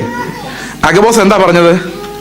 നീ ഇതും കൊണ്ട് നീ പോയാൽ നിന്നെ പിടിക്കും, തടവിലാക്കും, ഭയങ്കര ഉപദ്രവം ഉണ്ടാവും, മരിച്ചു വരെ പോകാമെന്നാണ് അർത്ഥം അഗബോസ് പറഞ്ഞതിന്റെ പൊരുൾ. പൗലോസിന്റെ സ്ഥാനത്ത് ലോകത്ത് ആരാണെങ്കിലും പറഞ്ഞേനെ ദൈവഹിതമല്ല ബ്രദറെ യെരൂശലേമിലേക്ക് പോകുന്നേ. കാരണം ഒത്തിരി ആലോചനകൾ, അല്ലേ? നമ്മളെല്ലാം ഈ ആലോചനകൾ കേൾക്കാൻ വേണ്ടി പോയിരിക്കുമ്പോൾ ആലോചിക്കണം പൗലോസിന്റെ ആ സ്വഭാവം. അഗബോസ് പറയുന്നു ഇന്നത് സംഭവിക്കും. അഗബോസ് മാത്രമല്ല, ഫിലിപ്പോസിന്റെ 4 പ്രവാചകിമാരായ പെൺമക്കള് പൗലോസിനോട് പ്രവചിച്ചു. അതുപോലെ ഏത് സഭയിൽ ചെന്നാൽ അവിടെ എല്ലാം അന്ന് പ്രവാചകന്മാരുണ്ട്, ഇന്നും ഒരിടത്തും ഇല്ലാത്ത. ആ പ്രവാചകന്മാരെല്ലാം പൗലോസിനോട് പറഞ്ഞു യെരൂശലേമിലോട്ട് പോയി പിടിക്കപ്പെടും. പൗലോസ് എന്താ പറഞ്ഞേ? ഞാൻ എൻ്റെ പ്രാണനെ വിലയേറിയത് എണ്ണുന്നില്ല. ഇവരാര് പറഞ്ഞു കേട്ടും പൗലോസ് പോകാതിരുന്നില്ല. പക്ഷെ ഒരു കാര്യം നിങ്ങൾ ശ്രദ്ധിച്ചോ, ഈ പ്രവാചകന്മാരാരും പൗലോസിനോട് പോകണമെന്നോ പോകണ്ടെന്നോ പറഞ്ഞില്ല. അവരെന്തേ പറഞ്ഞുള്ളൂ? ഇന്നത് സംഭവിക്കാൻ പോവുക എന്ന് മാത്രമേ പറഞ്ഞുള്ളൂ. എന്തിനാ അത് പറഞ്ഞത്? പൗലോസ് പോകാതിരിക്കാനല്ല, പൗലോസ് അത് സംഭവിച്ചാൽ അത് നേരിടാനുള്ള ഒരുക്കത്തോടു കൂടി പോകാൻ വേണ്ടിയാ. പൗലോസിന്റെ വായിന്ന് ഒരൊറ്റ വാക്ക് കേൾക്കണമെന്നേ ഉള്ളൂ യേശുവിന്, ഞാൻ എൻ്റെ പ്രാണനെ വിലയേറിയതാ എണ്ണുന്നില്ല. അവനെ പിടിക്കുകയും ചെയ്തു, അല്ലെ? പിടിക്കുകയും ചെയ്തു. പക്ഷെ അതാണ് നമുക്ക് മനസ്സിലാകുന്നത്, പുതിയ നിയമ പ്രവാചകന്മാര് ഒരു കാരണവശാലും നിങ്ങൾ ഇന്നത് ചെയ്യണം എന്ന് പറയുന്നവരല്ല. അത് നിങ്ങളോട് പറയേണ്ടത് നിങ്ങളുടെ ഉള്ളിലുള്ള ദൈവത്തിന്റെ ആത്മാവാണ്. നിങ്ങൾ ദൈവത്തിൽ നിന്ന് കേൾക്കാതെ പ്രവാചകൻ എന്താ പറയുന്നതെന്ന് കേൾക്കാൻ വേണ്ടി പോകരുത്. ഓരോ മക്കളും ദൈവത്തിൽ നിന്ന് പ്രാപിക്കണം. പലപ്പോഴും ഞാനിങ്ങനെ കണ്ടിട്ടുണ്ട്, കല്യാണം എടുക്കാൻ നേരത്ത് ദൈവഹിതമാണോ പാസ്റ്ററെ ഒന്ന് പ്രാർത്ഥിച്ച് പറയാമോ? അതെന്താ ഇവര് പ്രാർത്ഥിച്ചാൽ മനസ്സിലാകത്തെ? എന്താ മനസ്സിലാക്കുന്നറിയോ? ജീവിതത്തിൽ ഒരിക്കലും ദൈവഹിതം അന്വേഷിക്കാതെ അവസാനം കല്യാണത്തിന്റെ അന്ന് രാവിലെ ദൈവഹിതം അന്വേഷിച്ച് എങ്ങനെ കിട്ടാനാ? ദൈവഹിതം അറിയുക എന്ന് പറയുന്ന ഒരു ഡിസിപ്ലിൻ, അത് നമ്മൾ ക്രിസ്തുവിൽ ജനിക്കുന്നത് മുതൽ നമ്മൾ ദൈവഹിതമാ അന്വേഷിക്കുന്നതെങ്കിൽ തക്ക സമയത്ത് ദൈവഹിതം അറിയാൻ ഒരു പ്രയാസം ഉണ്ടാവില്ല. പക്ഷെ ഇത് ഒരിക്കൽ പോലും ദൈവഹിതം അന്വേഷിക്കാതെ തക്ക സമയത്ത് ഒരു ജോലിക്ക് പോകുമ്പോൾ അല്ലെങ്കിൽ കല്യാണത്തിന് പെട്ടെന്നാണ് പാസ്റ്ററെ ഒന്ന് പ്രാർത്ഥിക്കുക, ആകെ ടെൻഷനാ, ദൈവഹിതമാണോ അല്ലയോ? അങ്ങനെ ടെൻഷൻ നിങ്ങളുടെ അപ്പൻ്റെ അടുത്ത് എന്തിനാ? നിങ്ങളുടെ അപ്പൻ എന്താ ഇഷ്ടം നിങ്ങൾക്ക് അറിയാൻ പറ്റത്തില്ലേ? ഈ ട്രിവാൻഡ്രത്ത് ഞങ്ങൾക്കൊരു കൂട്ടായ്മ ഉണ്ട്. അവിടുത്തെ ഒരു ചർച്ചിലൊരു ഡോക്ടർ, അദ്ദേഹം ഡോക്ടർ പണിയെല്ലാം നിർത്തിയല്ല, ഇവിടുത്തെ RCCയിൽ ഡോക്ടറാണ്. പുള്ളി അത് റിസൈൻ ചെയ്തിട്ട് ആസാമിന് പോവാ മിഷണറി ആയിട്ട്. അപ്പോൾ പോകുന്ന വഴിക്ക് വേറൊരു ഡോക്ടർ അവിടെ അറ്റൻഡ് ചെയ്യാൻ ചെന്നപ്പോൾ ചോദിച്ചു, നിങ്ങൾ എങ്ങനെ ഈ ആസാമിന് പോകാൻ തീരുമാനിച്ച കാരണം എന്ന് ചോദിച്ചു. ദൈവം വിളിച്ചിട്ടാന്ന് പറഞ്ഞു. ദൈവമാണ് വിളിക്കുന്നതെന്ന് എങ്ങനെ മനസ്സിലായെന്ന് ചോദിച്ചു.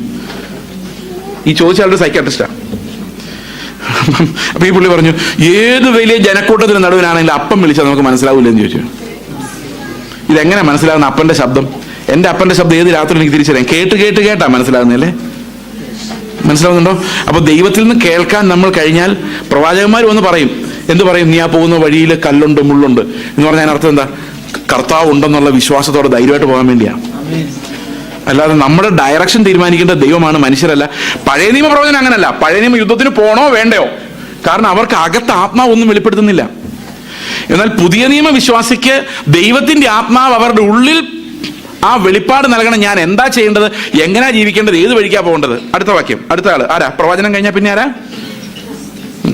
സുവിശേഷകൻ. ഈ സുവിശേഷകന്മാരാണ് അത്ഭുത പ്രവർത്തനങ്ങൾ സത്യത്തിൽ ചെയ്യേണ്ടത്. ഞാൻ എന്തിനാ ഇതൊക്കെ പറയുന്നത് എനിക്കറിയാൻ വയ്യ. ഞാനിത് പ്ലാൻ ചെയ്തുകൊണ്ടല്ല വന്നത്. സുവിശേഷം പറയാൻ കൃപയുള്ള ആളുകൾ അവർ അവിശ്വാസികളുടെ അടുത്തോട്ട് ചെല്ലുമ്പോൾ അവിടെ രോഗികളുണ്ടാകും, ഭൂതബാധിതരുണ്ടാകും. അവരെ വിടുവിക്കാനുള്ള അവകാശം ശരിക്കും ഈ സുവിശേഷകനാണ്. സുവിശേഷൻ ശരിക്കും ഒരു അത്ഭുത പ്രവർത്തകനാണ്. കാരണം അവരെപ്പോഴും അവിശ്വാസികളുടെ ഇടയിലാണ് ഇടപെടുന്നത്. അവിശ്വാസികളോട് സംസാരിക്കുമ്പോൾ അവിടെ അത്ഭുതങ്ങൾ നടക്കും, അല്ലേ? ആ അത്ഭുതങ്ങൾ നടക്കണം. അത്ഭുതങ്ങൾ നടക്കാനുള്ള, അതുകൊണ്ടാണ് കർത്താവ് പറഞ്ഞത്, രോഗികളെ സൗഖ്യമാക്കുവാനും ഭൂതങ്ങളെ പുറത്തുവാക്കുവാനും രാജ്യത്തിന്റെ സുവിശേഷം അറിയിക്കുവാനും ഞാൻ നിങ്ങളെ അധികാരപ്പെടുത്തുന്നു. ഓക്കെ, അടുത്ത വാക്യം, ഇടയൻ ഉപദേഷ്ടാവ്. ഈ ഇടയനും ഉപദേഷ്ടാവും നമുക്ക് വിശദീകരിക്കേണ്ട കാര്യമില്ല. ഉപദേഷ്ടാവ് എന്ന് പറഞ്ഞാൽ വചനം പഠിപ്പിക്കുന്നയാളും ഇടയനെന്ന് പറയുന്ന പരിപാലിക്കുന്ന ആളുമാണ്. എന്റെ പ്രശ്നം അതല്ല. ഇത്രയും ഓഫീസസ് ഒരു സഭയിൽ ഉണ്ടെങ്കിൽ എന്തിനു വേണ്ടിയാണ്? അടുത്ത വാക്യം, അതെന്തിനു വേണ്ടിയാണ്? സഭ എന്തിനു വേണ്ടിയാ? സഭ എന്തിനു വേണ്ടിയാ? നിങ്ങൾക്ക് എന്തിനാ ഞായറാഴ്ച ഒരു സഭ? ഒരു മിക്കവാറും ഉള്ളിടത്തും സഭയുടെ പ്രശ്നം എന്താന്ന് ഞാൻ പറയാം. എന്തിനു വേണ്ടിയാന്ന് ഞാൻ പറയാം. നമ്മുടെ പിള്ളേരെ ഭാവി അഭിവൃദ്ധിപ്പെടാനും, നമുക്ക് ജോലിക്കൊന്നും തടസ്സമില്ലാതെ പോകാനും, ആവശ്യങ്ങളെല്ലാം കൃത്യമായിട്ട് നടക്കാനും പ്രാർത്ഥിക്കാൻ ഒരാൾ വേണം. പാസ്റ്റർ പണി എന്തോ മെയിൻ? അതാണ് മെയിൻ പണി, അല്ലേ? മിക്കവാറും ചർച്ചകളിൽ അങ്ങനെ തന്നെ. പക്ഷെ എന്തിനു വേണ്ടിയാ ഈ ശുശ്രൂഷകളുള്ളത്? അടുത്ത വാക്യം, നാം എല്ലാവരും വിശ്വാസത്തിലും ദൈവപുത്രനെ കുറിച്ചുള്ള പരിജ്ഞാനത്തിലും ഐക്യതയും തികഞ്ഞ പുരുഷത്വവും ക്രിസ്തുവിന്റെ സമ്പൂർണതയായ പ്രായത്തിന്റെ അളവും പ്രാപിക്കുവോളം വിശുദ്ധന്മാരുടെ യഥാസ്ഥാനത്തിനായുള്ള ശുശ്രൂഷയുടെ വേലയ്ക്കും ക്രിസ്തുവിന്റെ ശരീരത്തിന്റെ ആത്മീക വർധനയ്ക്കും ആകുന്നു. ഇത്രയും കാര്യങ്ങൾ ഒരു സഭയിൽ നടക്കണം. എന്തൊക്കെ നടക്കണം? എല്ലാവരും വിശ്വാസത്തിൽ ഐക്യമുള്ളവരായിരിക്കണം. എന്താ നിങ്ങൾ വിശ്വസിക്കുന്നേ? വിശ്വാസം എന്താ? ഒരേ വിശ്വാസമാണോ? പ്രത്യാശിക്കുന്നതിന്റെ ഉറപ്പും നിത്യമായ കാര്യങ്ങളുടെ നിശ്ചയവും, അല്ലെ? ആശിക്കുന്നതിന്റെ ഉറപ്പും കാണാത്ത കാര്യങ്ങളുടെ നിശ്ചയവും. എല്ലാവർക്കും അത് തന്നെയാണോ വിശ്വാസം? എല്ലാവർക്കും അത് തന്നെയാണോ പ്രത്യാശ? ചിലർക്കൊക്കെ വേറെ ആശകളായിരിക്കും. പക്ഷെ സഭയിൽ ഉപദേശം കേട്ട് കഴിയുമ്പോൾ എന്ത് സംഭവിക്കണം? എല്ലാവർക്കും ഒരേ വിശ്വാസമാകണം. പരിജ്ഞാനം എന്ന് പറഞ്ഞാൽ എന്തോ? നമ്മൾ ഇന്നലെ അത് എക്സ്പ്ലെയിൻ ചെയ്തല്ലേ? പരിജ്ഞാനം എന്ന് പറഞ്ഞാൽ യേശുവിന്റെ അതേ ക്യാരക്ടർ എന്റെ സ്ഥാനത്ത് അവനായിരുന്നെങ്കിൽ എന്ത് ചെയ്യുമായിരുന്നു? അതാണ് പരിജ്ഞാനം. What would Jesus do if he were speaking? യേശു ആയിരുന്നു സംസാരിച്ചുകൊണ്ടിരുന്നെങ്കിൽ അവൻ എന്ത് സംസാരിക്കുമായിരുന്നു? യേശു ആണ് ഇടപെടുന്നതെങ്കിൽ എങ്ങനെ ഇടപെടുമായിരുന്നു? ഈ വെളിപ്പാടാണ് പരിജ്ഞാനം എന്ന് പറയുന്നത്. ആ ദൈവത്തിന്റെ ആത്മാവ് നമുക്ക് ഓരോരുത്തർക്കും തരേണ്ടതാണ്. ഇന്നലെ നമ്മൾ അതിനെക്കുറിച്ച് വിശദമായിട്ട് പറഞ്ഞിരുന്നു. പാല് കുടി നിർത്തിയിട്ട് പരിജ്ഞാനത്തിന്റെ ഓട്ടം ഓടാൻ നമ്മളെല്ലാവരും വിളിച്ചിരിക്കുന്നു. ആ ഓട്ടത്തിന് എന്താവശ്യമാണ്? ഒരു സഭ നമുക്ക് ആവശ്യമാണ്. സഭയിൽ നടക്കേണ്ട ഒരു പ്രധാനപ്പെട്ട കാര്യം അതാണ്. ഇനി അടുത്തത്, ഈ രണ്ട് കാര്യത്തിലുള്ള ഐക്യതയും തികഞ്ഞ പുരുഷത്വവും. ഇപ്പൊ നമ്മൾ സ്വർഗത്തിൽ പോകുമ്പോൾ നമ്മുടെ പ്രായം എത്രയായിരിക്കും? എൻ്റെ ഒരു കുഞ്ഞ് 1.25 വയസ്സിൽ മരിച്ചുപോയി. അവൻ അവിടെ ചെല്ലുമ്പോൾ എന്ത് പ്രായമായിരിക്കും? ചില അപ്പൂപ്പന്മാരൊക്കെ 99 വയസ്സ് 105 വയസ്സിൽ വടിയും കുത്തിപ്പിടിച്ച് നടക്കുമ്പോഴാണ് മരിക്കുന്നത്. അവരൊക്കെ അതേ കോലത്തിലായിരിക്കും അവിടെ ഇരിക്കുന്നത്. 1 വയസ്സുള്ള കൊച്ച് 1 വയസ്സുള്ള കൊച്ചായിട്ടിരിക്കും. നിങ്ങൾ ആലോചിച്ചിട്ടുണ്ടോ അതെങ്ങനെയാന്ന്? ഞാൻ വിശ്വസിക്കുന്നത് എങ്ങനെയാണെന്ന് വെച്ചാൽ എല്ലാവർക്കും ഒരു 30-33 വയസ്സ് പ്രായമായിരിക്കും. അതായത് ഈ ഫിസിക്കൽ അല്ലല്ലോ, അത് സ്പിരിച്വലി ഒരു മെച്യൂർ മാൻ. നമ്മൾ പലപ്പോഴും ആലോചിക്കാറുണ്ട്, ഈ പഴയ നിയമത്തിൽ ദൈവം പറയല്ലേ, കുഞ്ഞുങ്ങളെ വരെ കൊന്നു കളഞ്ഞാലേ, മുല കുടിക്കുന്നവരോട് പോലും കരുണ കാണിക്കണ്ട, എല്ലാത്തിനെയും ഗർഭിണികളെ സകലതിനെയും വെട്ടിക്കൊന്നു കളയുവാനല്ലേ. അപ്പൊ ഞാൻ വിചാരിക്കും, കുഞ്ഞുങ്ങളോട് ഇത്തിരി കരുണ കാണിക്കാമല്ലോ ദൈവത്തിനെന്ന് വിചാരിക്കും. പക്ഷെ ഒരു കാര്യമുണ്ട്, ദൈവത്തിന്റെ കണ്ണിൽ ഇവരാരും കുഞ്ഞുങ്ങളല്ല. ദൈവത്തിന്റെ കണ്ണിൽ ഒരു മനുഷ്യനാണ്. ആ മനുഷ്യൻ വലുതാകുമ്പോൾ അവന് ചെയ്യാവുന്ന എല്ലാ വൃത്തികേടുകളും ദൈവത്തിന് കാണാം. ഞാൻ പറഞ്ഞത് മനസ്സിലായി? നമുക്ക് ഇത് ഉള്ള കുഞ്ഞ്, ദൈവത്തിന് അങ്ങനെയല്ല. ദൈവം ഒരു ഫുൾ മാനെയാണ് കാണുന്നത്. ഇപ്പൊ നമ്മൾ യേശുവിന്റെ പ്രായം നമ്മുടെ മനസ്സിൽ വെച്ച് എത്ര വയസ്സായിരുന്നു? ഏകദേശം 33 വയസ്സായിരുന്നു. ഞാൻ ഫിസിക്കൽ കാര്യമല്ല പറയുന്നത്. സ്പിരിച്വലി ആ അകത്തെ മനുഷ്യൻ എവിടെ വരെ എത്തണം? ഈ ക്രിസ്തുവിന്റെ ആ 33 വയസ്സുകൊണ്ട് അവൻ നേടിയ ആ ഒരു വ്യക്തിത്വത്തിലേക്ക് നമ്മൾ എത്തണം എന്നുള്ളതിന് അർത്ഥം. അത് പുരുഷത്വമോ സ്ത്രീത്വമോ ആയിക്കോട്ടെ, മനുഷ്യത്വം എന്ന് പറയാം. യേശുവിൻ്റെ ഹ്യൂമാനിറ്റി, യേശുവിൻ്റെ പെർഫെക്ഷൻ നമ്മൾ ഓരോരുത്തരും ലക്ഷ്യമാക്കുന്ന 3.5 വർഷം ആത്മാവിൽ നടന്ന് കർത്താവ് സമ്പാദിച്ച സമ്പാദ്യങ്ങളിലേക്ക് നമ്മൾ എത്തിച്ചേരാൻ വേണ്ടിയാണ് ഈ സഭ എന്ന് പറയുന്നത്. മനസ്സിലാവുന്നുണ്ടോ ഞാൻ പറയുന്നത്? ഇത് സഭകളെല്ലാം ലോകകാര്യങ്ങൾ സാധിക്കുന്നതിനുള്ള ക്ലബ്ബുകളായിട്ട് മാറിക്കൊണ്ടിരിക്കുകയാണ്. എന്നാൽ ഇതിനെക്കുറിച്ച് വ്യക്തമായ ഉദ്ദേശം ബൈബിളിൽ പറയുന്നുണ്ട്. അടുത്ത വാക്യം, ക്രിസ്തുവിന്റെ സമ്പൂർണതയായ പ്രായത്തിന്റെ അളവും പ്രാപിക്കുവോളം. ഒരു ഫുൾ വ്യക്തിയാവുക എന്ന് മാത്രമല്ല, അവന്റെ അതേ പ്രായം നമ്മൾ ആത്മീകമായി പ്രാപിക്കണം. അടുത്ത വാക്യം, വിശുദ്ധന്മാരുടെ യഥാസ്ഥാനത്തിനായുള്ള ശുശ്രൂഷയുടെ വേലയ്ക്കും ക്രിസ്തുവിന്റെ ശരീരത്തിന്റെ ആത്മീക വർധനയ്ക്കുമാണ്. അപ്പൊ നമ്മൾ ഇന്നലെ പറഞ്ഞതിന്റെ ബാക്കിയാണ്. ഇന്നലെ പറഞ്ഞവർക്ക് ഇത് കുറച്ചുകൂടെ മനസ്സിലാവും. അവിടെ പറഞ്ഞിരിക്കുന്നത്, ഈ പരിജ്ഞാനത്തിൽ വളർന്നു വന്ന് യേശു ക്രിസ്തുവിന്റെ പെർഫെക്ഷനിലേക്ക് നമ്മൾ വന്നു കഴിയുമ്പോൾ ക്രിസ്തുവിന്റെ ശരീരത്തിന്റെ ആത്മീക വർധനയ്ക്കുമാകുന്നു. അടുത്ത വാക്യം നോക്കിയേ, അങ്ങനെ നാം ഇനി മനുഷ്യരുടെ ചതിയാലും ഉപായത്താലും തെറ്റിച്ചു കളയുന്ന തന്ത്രങ്ങളിൽ കുടുങ്ങിപ്പോകാൻ തക്കവണ്ണം ഉപദേശത്തിന്റെ ഓരോ കാറ്റിനാൽ അലഞ്ഞുഴലുന്ന ശിശുക്കളായിരിക്കാതെ, അല്ലെ? ഈ ഉപദേശത്തിന്റെ ഓരോ കാറ്റെന്ന് പറയുന്നത് വളരെ രസകരമാണ്. ഈ ചില പെന്തക്കോസ് ചർച്ചകളിലുള്ള ഒരു അവസ്ഥ. ഇവിടുത്തെ കാര്യമല്ല കേട്ടോ, ഇവിടുത്തെ കാര്യം ഞാൻ ആദ്യമായിട്ട് കാണുന്നത്, എനിക്ക് അറിയാൻ മേല. പിന്നെ പുനലൂരില് ഒരു ചർച്ചിൽ, ഏത് ചർച്ച എന്ന് പറയത്തില്ല, അവിടെ എൻ്റെ ഒരു സഹോദരൻ പ്രസംഗിക്കാൻ വേണ്ടി പോയി. അദ്ദേഹം പറഞ്ഞു, രക്ഷ സൗജന്യമാണ്, ദൈവം നമ്മളെല്ലാം സൗജന്യമായി നീതീകരിച്ചിരിക്കുന്നു എന്ന് പറഞ്ഞു. നല്ല വൈബ്രേഷൻ ആയിരുന്നു, എല്ലാവരും ഹല്ലേലൂയ പറഞ്ഞു. ഭയങ്കര ഹല്ലേലൂയായിരുന്നു, സന്തോഷമായി. അടുത്ത ആഴ്ച പുള്ളി അവിടെ പ്രസംഗം കേൾക്കാനിരിക്കുകയാണ്. വേറൊരു മനുഷ്യൻ പ്രസംഗിക്കുകയാണ്, രക്ഷിക്കപ്പെട്ട് സ്വർഗത്തിൽ പോകാൻ 16 കടമ്പകളുണ്ടെന്ന്. അതിനും എല്ലാവരും സ്തോത്രം ഹല്ലേലൂയ പറഞ്ഞു. ആർക്കും ഒന്നും മനസ്സിലായില്ല. 18 കടമ്പ എന്ന് പറഞ്ഞാൽ പുള്ളി ശബരിമല കൊണ്ടുവിടായിരുന്നു. 16 കടമ്പകളുണ്ടെന്ന്, അതിനും ഹല്ലേലൂയ പറഞ്ഞു. വേറൊരു മനുഷ്യൻ, യേശു ക്രിസ്തു മരിക്കുന്ന സമയത്ത് ദൈവമല്ലായിരുന്നു 5 തെളിവുകൾ, അതിനും ഹല്ലേലൂയ പറഞ്ഞു. നമുക്ക് എന്താ പറയുന്നതെന്ന് കേൾക്കണം നിർബന്ധമില്ല, ആ കറക്റ്റ് വൈബ്രേഷനിൽ അത് വന്നാൽ മാത്രം മതി. ഉപദേശം ഒരു കാറ്റ് അങ്ങോട്ട് വിട്ടാൽ അടുത്ത കാറ്റ് ഇങ്ങോട്ട് വരും. നമുക്കറിയാം, ഞങ്ങൾ ഹൈ റേഞ്ചിൽ ജീപ്പ് പോകുമ്പം കരിയിലകളെല്ലാം കൂടെ പറക്കും. ജീപ്പ് പോകുന്ന വഴി കരിയില കുറച്ചങ്ങ് പോകും.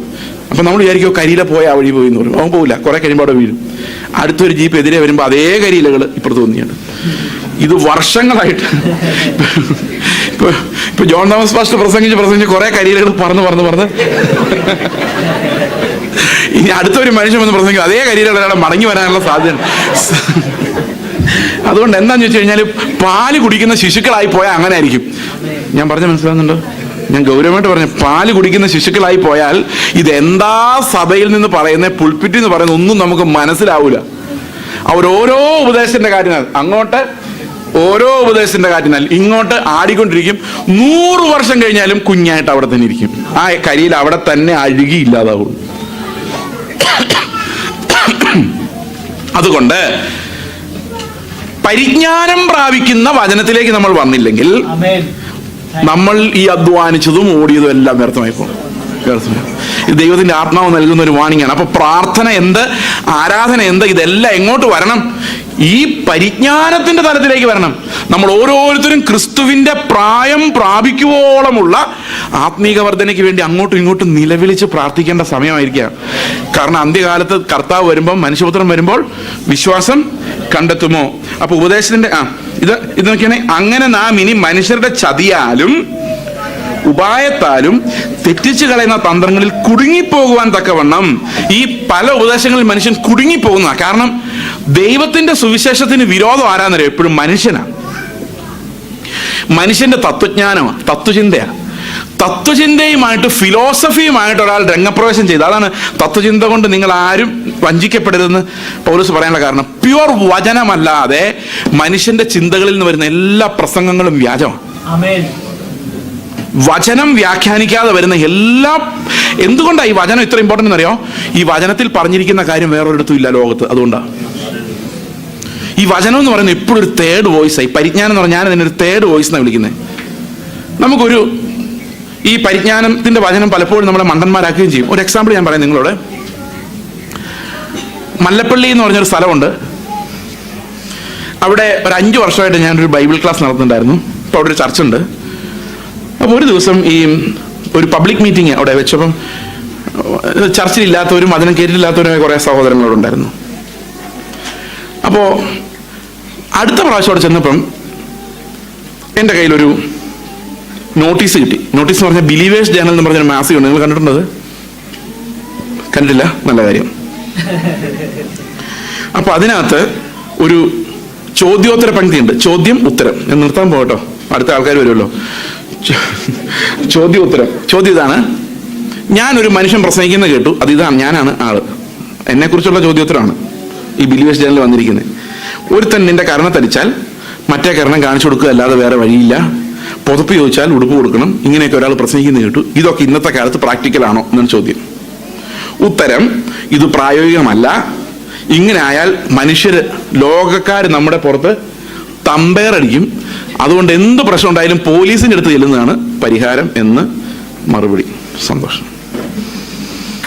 ഇത് വിതരണം ചെയ്തിരിക്കും എല്ലാവരുടെ അടുത്ത്. ഞാൻ പറഞ്ഞു, ഈ പേപ്പർ എടുത്തിട്ട് ഞാൻ ഇത്രേ പറഞ്ഞുള്ളൂ: ദൈവത്തിലെ വിശ്വാസം എന്ന് പറയുന്ന ഒരു അടിസ്ഥാനമില്ലാതെ പരിജ്ഞാനത്തിലേക്ക് പോയാൽ, പരിജ്ഞാനത്തിന്റെ ഉപദേശത്തിലേക്ക് പോയാൽ, പരിജ്ഞാനം എന്ന് പറഞ്ഞാൽ എന്താ പറയുന്നത്? ക്രിസ്തുവാണ് എന്ത് ചെയ്യുമായിരുന്നു, അത് മാത്രമാണ് പരിജ്ഞാനം. ബാക്കിയുള്ളതെല്ലാം തള്ളിക്കളഞ്ഞു. അതിനോടെല്ലാം നമ്മൾ മരിച്ചു. എനിക്ക് ആകെ പുതപ്പെടുത്താൽ, ഒരുത്തന്റെ ഉടുപ്പെടുത്താൽ എനിക്ക് ആകെ ഒരു വഴിയേ ഉള്ളൂ. ഇനി ബാക്കി എന്താ വഴി? പുതപ്പ് കൊടുക്കുക. ഉടുപ്പെടുത്താൽ എന്താ ഇനി എനിക്ക് വഴിയുള്ളൂ? കാരണം അതാ ക്രിസ്തുവിന്റെ വഴി. ബാക്കി എല്ലാത്തിനോടും ഞാൻ മരിച്ചു. ഒരാൾ എന്റെ കരണത്തടിച്ചാൽ തിരിച്ചു കൊള്ളുക എന്നുള്ളതല്ലാതെ പരാതിപ്പെടാനോ ഓടാനുള്ള എല്ലാ വഴികളോടും ഞാൻ മരിക്കുന്നതിനെ ഈ പരിജ്ഞാനം എന്ന് പറയുന്നത്. അതാ ഈ മാനസാന്തരം. മരണമാണ് മാനസാന്തരം. ഞാൻ പറഞ്ഞെങ്കിൽ മനസ്സിലാവുന്നുണ്ടോ? പക്ഷേ ഈ ഒരു പരിജ്ഞാനത്തിലേക്ക് പോകണമെങ്കിൽ ദൈവം അനുവദിക്കാതെ ഒരുത്തനും എൻ്റെ അടുത്ത് വരില്ലെന്നും ദൈവം അനുവദിക്കുന്നത് മാത്രം എനിക്ക് സംഭവിക്കുള്ളൂ എന്നുള്ള അടിസ്ഥാന വിശ്വാസം വേണമല്ലോ. അപ്പൊ അടിസ്ഥാനം എന്ന പാല് കുടിച്ച് ഉറയ്ക്കുകയും അവിടെ നിന്നുകൊണ്ട് കർത്താവ് എൻ്റെ പിതാവായും കർത്താവായും രാജാവായും ഉണ്ടെന്ന് വിശ്വസിക്കുകയും അവനറിയാതെ ഒരു തലമുടി നാര് പോലും താഴെ വീടില്ലെന്നും ആരും എൻ്റെ പുറത്ത് പെരുമ്പറടിക്കില്ലെന്നും അറിയുകയും ചെയ്തിട്ട് വേണം നമ്മൾ എങ്ങോട്ട് പോകാൻ? യേശു നടന്ന വഴി, ആ ഇടുക്ക് വഴിയിലൂടെ എന്നെയും വിടണമേ എന്ന് പ്രാർത്ഥിക്കാൻ. ഓക്കെ, ഒരൊറ്റ വാക്യം കൂടെ വായിച്ചിട്ട് ഞാൻ അവസാനിപ്പിക്കാം. ഇത് സഭ നിങ്ങളിത് കാര്യമായിട്ട് എടുക്കേണ്ട ഒരു കാര്യമാണ്. പരിജ്ഞാനത്തിലേക്കുള്ള ഓട്ടത്തിൽ പരസ്പരം പ്രോത്സാഹിപ്പിക്കുക, പ്രാർത്ഥിക്കുക. സ്തോത്രം ചെയ്യുന്നതന്നെ വലിയ വിടുതലാണ്. ആരാധന തന്നെ വലിയ വിടുതലാണ്. കുഞ്ഞാടിന് മഹത്വം കൊടുക്കാൻ കഴിഞ്ഞാൽ അത് തന്നെ വലിയ വിടുതലാണ്. പ്രാർത്ഥിക്കുമ്പോൾ പരിജ്ഞാനത്തിൽ ക്രിസ്തുവിനെ പോലെ ജീവിക്കാനുള്ള ഇടുക്ക് വഴികൾ നമ്മുടെ മുമ്പിൽ തുറന്നു വരാൻ വേണ്ടി, ജീവന്റെ വഴികൾ നമുക്ക് തുറന്നു വരാൻ വേണ്ടി പ്രാർത്ഥിക്കാം. കൺക്ലൂഷനായിട്ട് ഒരൊറ്റ വാക്യം കൂടെ വായിക്കാം. യോഹന്നാന്റെ സുവിശേഷം 14-ാം അധ്യായത്തിന്റെ 1, 2, 3, 4 വാക്യങ്ങൾ വായിക്കാം. നിങ്ങളുടെ ഹൃദയം കലങ്ങിപ്പോകരുത്. ദൈവത്തിൽ വിശ്വസിക്കുക, എന്നിലും വിശ്വസിപ്പിൻ. എന്റെ പിതാവിന്റെ ഭവനത്തിൽ അനേകം വാസസ്ഥലങ്ങളുണ്ട്. ഇല്ലെങ്കിൽ ഞാൻ നിങ്ങളോട് പറയുമായിരുന്നു, ഞാൻ നിങ്ങൾക്ക് സ്ഥലം ഒരുക്കാൻ പോകുന്നു.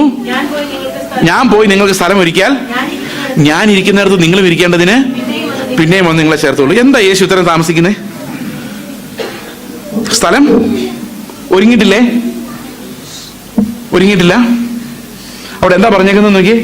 എന്റെ പിതാവിന്റെ ഭവനത്തിൽ അനേകം വാസസ്ഥലങ്ങൾ ഉണ്ടെന്നാ പറഞ്ഞേക്കുന്നത് അല്ലേ? ഇനി ഇല്ലെങ്കിൽ പോലും ഒരുക്കാൻ എത്ര നേരം വേണം കർത്താവിന്? 1 സെക്കൻഡ് മതി അല്ലേ? 1 സെക്കൻഡ് മതി. പക്ഷെ ഇവിടെ കർത്താവ് പറയാ, ഞാൻ സ്ഥലം ഒരുക്കിയ ശേഷം നിങ്ങളെ വിളിക്കാം. സ്ഥലമല്ല ഒരുങ്ങേണ്ടത്, ശരിക്കും നമ്മളാ ഒരുങ്ങേണ്ടത്. അതായത് ഇപ്പം ബാംഗ്ലൂരിൽ നിന്ന് വിചാരിച്ചോ, ഒരു ഇഷ്ടംപോലെ മെഡിക്കൽ കോളേജുകളുണ്ട് അല്ലേ? നമ്മുടെ പിള്ളേർക്ക് എന്താ അവിടെ അഡ്മിഷൻ ഇല്ലാത്തത്? അവിടെ മെഡിക്കൽ കോളേജ് ഒരുങ്ങാത്തോണ്ടാണോ? നമ്മൾ ഒരുങ്ങാത്തോണ്ടാ. സ്വർഗത്തിൽ ഇഷ്ടംപോലെ വാസസ്ഥലങ്ങളുണ്ട്. പക്ഷെ നിങ്ങൾ അവിടെ ചെല്ലാനുള്ള ക്വാളിഫിക്കേഷനിലോട്ട് വന്നിട്ടില്ല. അതുകൊണ്ട് ഞാൻ നിങ്ങൾക്ക് സ്ഥലം ഒരുക്കാൻ വേണ്ടി പോകുന്നു. എങ്ങോട്ട് പോകുന്നു? ക്രൂശിലേക്ക് പോകുന്നു. ക്രൂശിന് മുമ്പായി പറയുന്നേ, അവൻ ക്രൂശിലേക്ക് നടന്ന് നമുക്ക് എന്തുണ്ടാക്കുക? ക്രൂശിലേക്ക് നടന്നാൽ പോലും പോരാ, അവിടെ നിന്ന ക്രൂശിന്റെ അനുഗ്രഹങ്ങൾ സഭയെ വളർത്തി പരിപക്വതയായി ഒരു മണവാട്ടിയെ പോലെ മണവാളിനെ സ്വീകരിക്കാൻ ഈ മണവാട്ടി ഒരുക്കി നിർത്തുന്ന അത്ര ഒരുക്കം ഈ ഭൂമിയിൽ നടക്കണം. അപ്പോൾ എന്നിട്ട് അവിടെ ഒരു പ്രധാനപ്പെട്ട കാര്യം, ഒരു കോൺവെർസേഷൻ ഉണ്ട്. എന്നിട്ട് കർത്താവ് പറയാണ്, ഞാൻ എങ്ങോട്ടാ പോകുന്നു എന്നുള്ളത് നിങ്ങൾ അറിയുന്നു. ഉടനെ തോമസ് പറയാ, നീ എങ്ങോട്ടാ? ഞാൻ പോകുന്ന വഴി നിങ്ങൾ അറിയുന്നു. അപ്പൊ തോമസ് പറയാ, നീ എങ്ങോട്ടാ പോകുന്നതെന്ന് അറിയുന്നില്ല, പിന്നെ വഴി എങ്ങനെ അറിയും അല്ലേ? അപ്പം കർത്താവ് പറയാ, ഞാൻ എങ്ങോട്ടാ പോകുന്നു എന്നുള്ള വഴി നീ അറിയുന്നു. അപ്പൊ തോമസ് പറയാ, നീ എങ്ങോട്ടാ പോകുന്നതെന്ന് പറഞ്ഞാലല്ലേ വഴി എന്താണെന്ന് അറിയാൻ പറ്റുള്ളൂ. അതുപോലും ഞങ്ങൾക്ക് അറിയത്തില്ല, നീ എങ്ങോട്ടാ പോകുന്നതെന്ന് പോലും. ഉടനെ കർത്താവ് പറയാ, തോമസേ, നീ എന്താ വിചാരിച്ചിരിക്കുന്നേ? ഇവിടുന്ന് നേരെ പോയി ഒരു ലെഫ്റ്റ് ഹാൻഡ് എടുത്ത് അടുത്ത സിഗ്നലിൽ നിന്ന് നേരെ പോയാൽ സ്ഥലത്തെത്തും. അങ്ങനെ ഒരു വഴി പറഞ്ഞു തരുമെന്ന് വിചാരിച്ചിരിക്കുന്നേ? അതോ ഒരു ഫോർമുല, ഇത് പറഞ്ഞാൽ നീ രക്ഷിക്കപ്പെടും എന്നാണോ ഞാൻ പറയുന്നതാണോ വിചാരിച്ചിരിക്കുന്നത്? നോ. കർത്താവ് പറയാണ്, വഴി ഞാൻ തന്നെയാണ്. പിതാവിന്റെ അടുക്കലേക്ക് ഞാൻ വഴിയല്ലാതെ ആരും വരുന്നില്ല. അപ്പൊ അതെന്താ അർത്ഥം? തോമസ് കൊണ്ട് പറയാ, നീ അറിയത്തില്ല എന്ന് എങ്ങനെ പറയുന്ന ഈ വഴി? 3 വർഷം നീ എൻ്റെ കൂടെ നടന്നല്ലേ? ഞാൻ എങ്ങനെയാ സംസാരിച്ചുകൊണ്ടിരുന്നത്, ഞാൻ എങ്ങനെയാ ജീവിച്ചത്, ഞാൻ എങ്ങനെയാ പ്രാർത്ഥിച്ചത്, ഞാൻ എങ്ങനെയാ പിതാവിനെ പ്രസാദിപ്പിച്ചത്, നീ കണ്ടതല്ലേ? അതുതന്നെയാ നിന്റെ വഴി, വേറൊരു വഴിയും ഇല്ല. ജീവിക്കാൻ ആ ഒരു വഴിയേ ഉള്ളൂ. നമ്മുടെ മുമ്പിൽ ആ വഴി അല്ലാതെ ബാക്കി എല്ലാറ്റിനോടും നമ്മൾ മരിക്കുക. ഇതാ നമ്മൾ പ്രാർത്ഥിക്കേണ്ടത്. കർത്താവെ, ഓരോ നിമിഷവും നീ നടക്കുമായിരുന്ന വഴി എൻ്റെ മുമ്പിൽ തുറന്നു വരാൻ വേണ്ടിയാണ്. എന്നിട്ട് പറ, കർത്താവെ, നീയാണ് യോഗ്യൻ, നീയാണ് എന്നെ രക്ഷിച്ചത്, നീയാണ് എന്നെ വീണ്ടെടുത്തത്.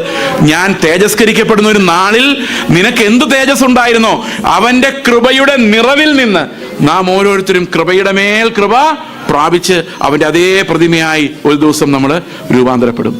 ഇത് ക്രിസ്തീയ വാക്കിങ്ങിനെ കുറിച്ചാണ് ഞാനിപ്പോൾ നിങ്ങളോട് പറഞ്ഞത്. How to walk, where to walk to, what's our plan, where we have to go. ഇതെല്ലാം ഒന്നേ ഉള്ളൂ, ക്രിസ്തുവിലേക്ക്, ക്രിസ്തുവിനാൽ, by him, for him, and everything goes back to him. എല്ലാം അവനായി ഉണ്ടായതും അവനെ മഹത്വപ്പെടുത്തുന്നതിനുള്ളതുമാണ്. അതുകൊണ്ട് നമുക്ക് പ്രാർത്ഥിക്കാം.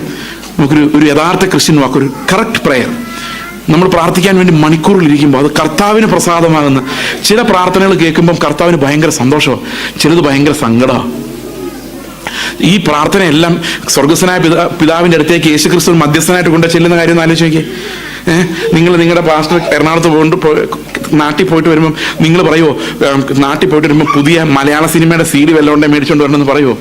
പറയല്ലോ. ഒരു പാട്ടുപുസ്തകം ബൈബിളെ കൊണ്ടുവരാൻ പറയുമല്ലേ? ഇവിടെ കിട്ടാൻ പാടല്ലേ അത്? അങ്ങനെ പറയുമല്ലേ? അപ്പൊ ഒരു പാസ്റ്ററോട് എന്താ പറയേണ്ടത് നമുക്കറിയാം അല്ലേ? യേശുവിനോട് എന്താ പറയേണ്ടതെന്ന് അറിയാമല്ലേ? യേശുവിനോട് ചോദിക്കുന്ന കാര്യങ്ങൾ എന്തൊക്കെയാ അല്ലേ? യേശു ഇതെല്ലാമായിട്ട് പിതാവിൻ്റെ അടുത്തോട്ട് ചെല്ലുമ്പോൾ പിതാവ് ഇപ്പോഴും നിന്റെ ആൾക്കാർ ഇതൊക്കെയാണോ ചോദിക്കുന്നത്? ഇപ്പൊ കർത്താവ് പറയും, 1 വർഷം കൂടെ നമുക്ക് നോക്കാം നന്നാവുമെന്ന്. പിന്നെ കരുണയാൽ ഇത് 1 വർഷം ഇങ്ങനെ പോയി നമ്മളിങ്ങനെ വെച്ചോണ്ടിരിക്കുക. അത് യുവകാലം മുഴുവൻ കർത്താവ് വെച്ചോണ്ടിരുന്നുള്ളൂ. അതാ അവന്റെ സ്നേഹം. ഓക്കെ, എനിവേ നമ്മൾ ദൈവത്തെ മഹത്വപ്പെടുന്നത് എങ്ങനെയാണെന്നറിയോ? ഒറ്റ വാക്യം. എൻ്റെ കൊച്ചനോട് പറയാം, മോൻ എന്നോട് പറയല്ലേ, മോൾ എന്നോട് പറയുക, പപ്പ നാളെ എനിക്ക് ഇഡ്ഡലി വേണം കേട്ടോ എന്ന് പറയുന്നതിനകത്തല്ല ഞാൻ മഹത്വപ്പെടുന്നത്. അതെനിക്ക് അവൻ വിശ്വസിക്കണം ഞാൻ അവന് കൊടുക്കുമെന്ന്. പക്ഷെ അവൻ ഇങ്ങനെ പറയുന്നത് വെച്ചോ, അവധിക്കാലത്ത് മെയ് മാസത്തിൽ വന്നതിനോട് പറയുക, അടുത്ത വർഷത്തേക്കുള്ള പുസ്തകം വല്ലതും എനിക്ക് പഠിക്കാൻ ധൃതിയായി എന്ന് പറഞ്ഞാൽ അപ്പൻ എന്ത് സന്തോഷമായിരിക്കും അല്ലേ? കാരണം അപ്പൻ്റെ ഉദ്ദേശം തന്നെ ആരുടെ ഉദ്ദേശം? മകൻ്റെ ഉദ്ദേശം. പിതാവായ ദൈവത്തിന് നമ്മളെ തേജസ്കരിക്കാൻ ഉദ്ദേശമെങ്കിൽ നമ്മുടെ ഉദ്ദേശം അത് തന്നെയാണെങ്കിൽ തേജസ്സിന് വേണ്ടിയുള്ള പ്രാർത്ഥനകൾ നമ്മൾ പ്രാർത്ഥിക്കാൻ തുടങ്ങുമ്പോൾ സ്വർഗത്തിൽ ദൈവം ആ പ്രാർത്ഥനയിലൂടെ നമ്മൾ ദൈവത്തിന്റെ പ്രവൃത്തികളെ സ്തുതിക്കുകയാണ് ചെയ്യുന്നത്. അവർ prayers bring joy to the lord. അവൻ ഇത് ചോദിക്കാൻ തുടങ്ങിയല്ലോ, അവൻ വളരുന്നുണ്ടല്ലോ, അവന്റെ ആഗ്രഹങ്ങൾ മാറിയല്ലോ, യേശുവിന്റെ അതേ ആഗ്രഹങ്ങൾ ഇവന് ഉണ്ടായി തുടങ്ങിയല്ലോ. അത് ദൈവത്തിന് ഭയങ്കര സന്തോഷമാണ്. അവനെ സന്തോഷിപ്പിക്കാൻ നമ്മുടെ പ്രാർത്ഥനകൾക്ക് കഴിയണം, നമ്മുടെ ആരാധനയ്ക്ക് കഴിയണം, നമ്മുടെ വളർച്ചയ്ക്ക് കഴിയണം. ഈ കൊച്ചു പിള്ളേരായിട്ട് കളിക്കാൻ ഭയങ്കര എളുപ്പമല്ലേ? രസമല്ലേ? അല്ലെ? കുഞ്ഞു പിള്ളേർ, 2 വയസ്സുള്ള പിള്ളേർ നല്ല രസമാണ്. ഒരു കുഞ്ഞുണ്ടാകുമ്പോഴും ഭയങ്കര രസമാണ്. ലഡു ജിലേബിയൊക്കെ തിന്നാം. പക്ഷെ 2 വയസ്സുള്ള കൊച്ചിൻ്റെ കൂടെ കളിക്കാമെന്ന് വിചാരിച്ചുകൊണ്ട് 20 വയസ്സായാലും ഈ കൊച്ചു 2 വയസ്സുകാരനെ പോലെ ഇരുന്നാലോ? നാട്ടുകാർ ചിലപ്പോൾ എല്ലാവരും വന്ന് ഈ കൊച്ചുമായിട്ട് കളിക്കുമായിരിക്കും. പക്ഷെ ആ കൊച്ചിൻ്റെ അപ്പനും അമ്മയ്ക്കും പരവേശമായിരിക്കും. ലോകത്തുള്ള സകല ഡോക്ടർമാർ, എൻ്റെ കൊച്ചിന് എന്ത് പറ്റി ഡോക്ടറെ? ഇതേ അവസ്ഥ ഇപ്പോൾ സ്വർഗത്തിൽ. ഒത്തിരി കുഞ്ഞുങ്ങളുണ്ടായി, നല്ല പാട്ടും ബഹളമൊക്കെ ആയിരുന്നു സ്വർഗത്തിൽ. പക്ഷെ ഇപ്പോൾ ഒരെണ്ണത്തിനും വളർച്ചയില്ല. എല്ലാം പാല് കുടിച്ചുകൊണ്ട് 30, 40, 60 വർഷമായ കുഞ്ഞുങ്ങൾ പാല് കുടിച്ചുകൊണ്ടിരിക്കുക. ഒരു ഉപദേശത്തിന്റെ കാറ്റ് അങ്ങോട്ട്, അടുത്ത ഉപദേശത്തിന്റെ കാറ്റ് ഇങ്ങോട്ട്. പ്രിയ സഹോദരങ്ങളെ, നമ്മൾ പരിജ്ഞാനപൂർത്തി പ്രാപിക്കാൻ തക്കവണ്ണം, ക്രിസ്തുവിന്റെ ആ ഇടുക്ക് വഴിയിലൂടെ പോകാൻ തക്കവണ്ണം നല്ല പോർ പൊരുത്തുവാൻ ദൈവം നമ്മളെ സഹായിക്കട്ടെ. ഒരു നിമിഷം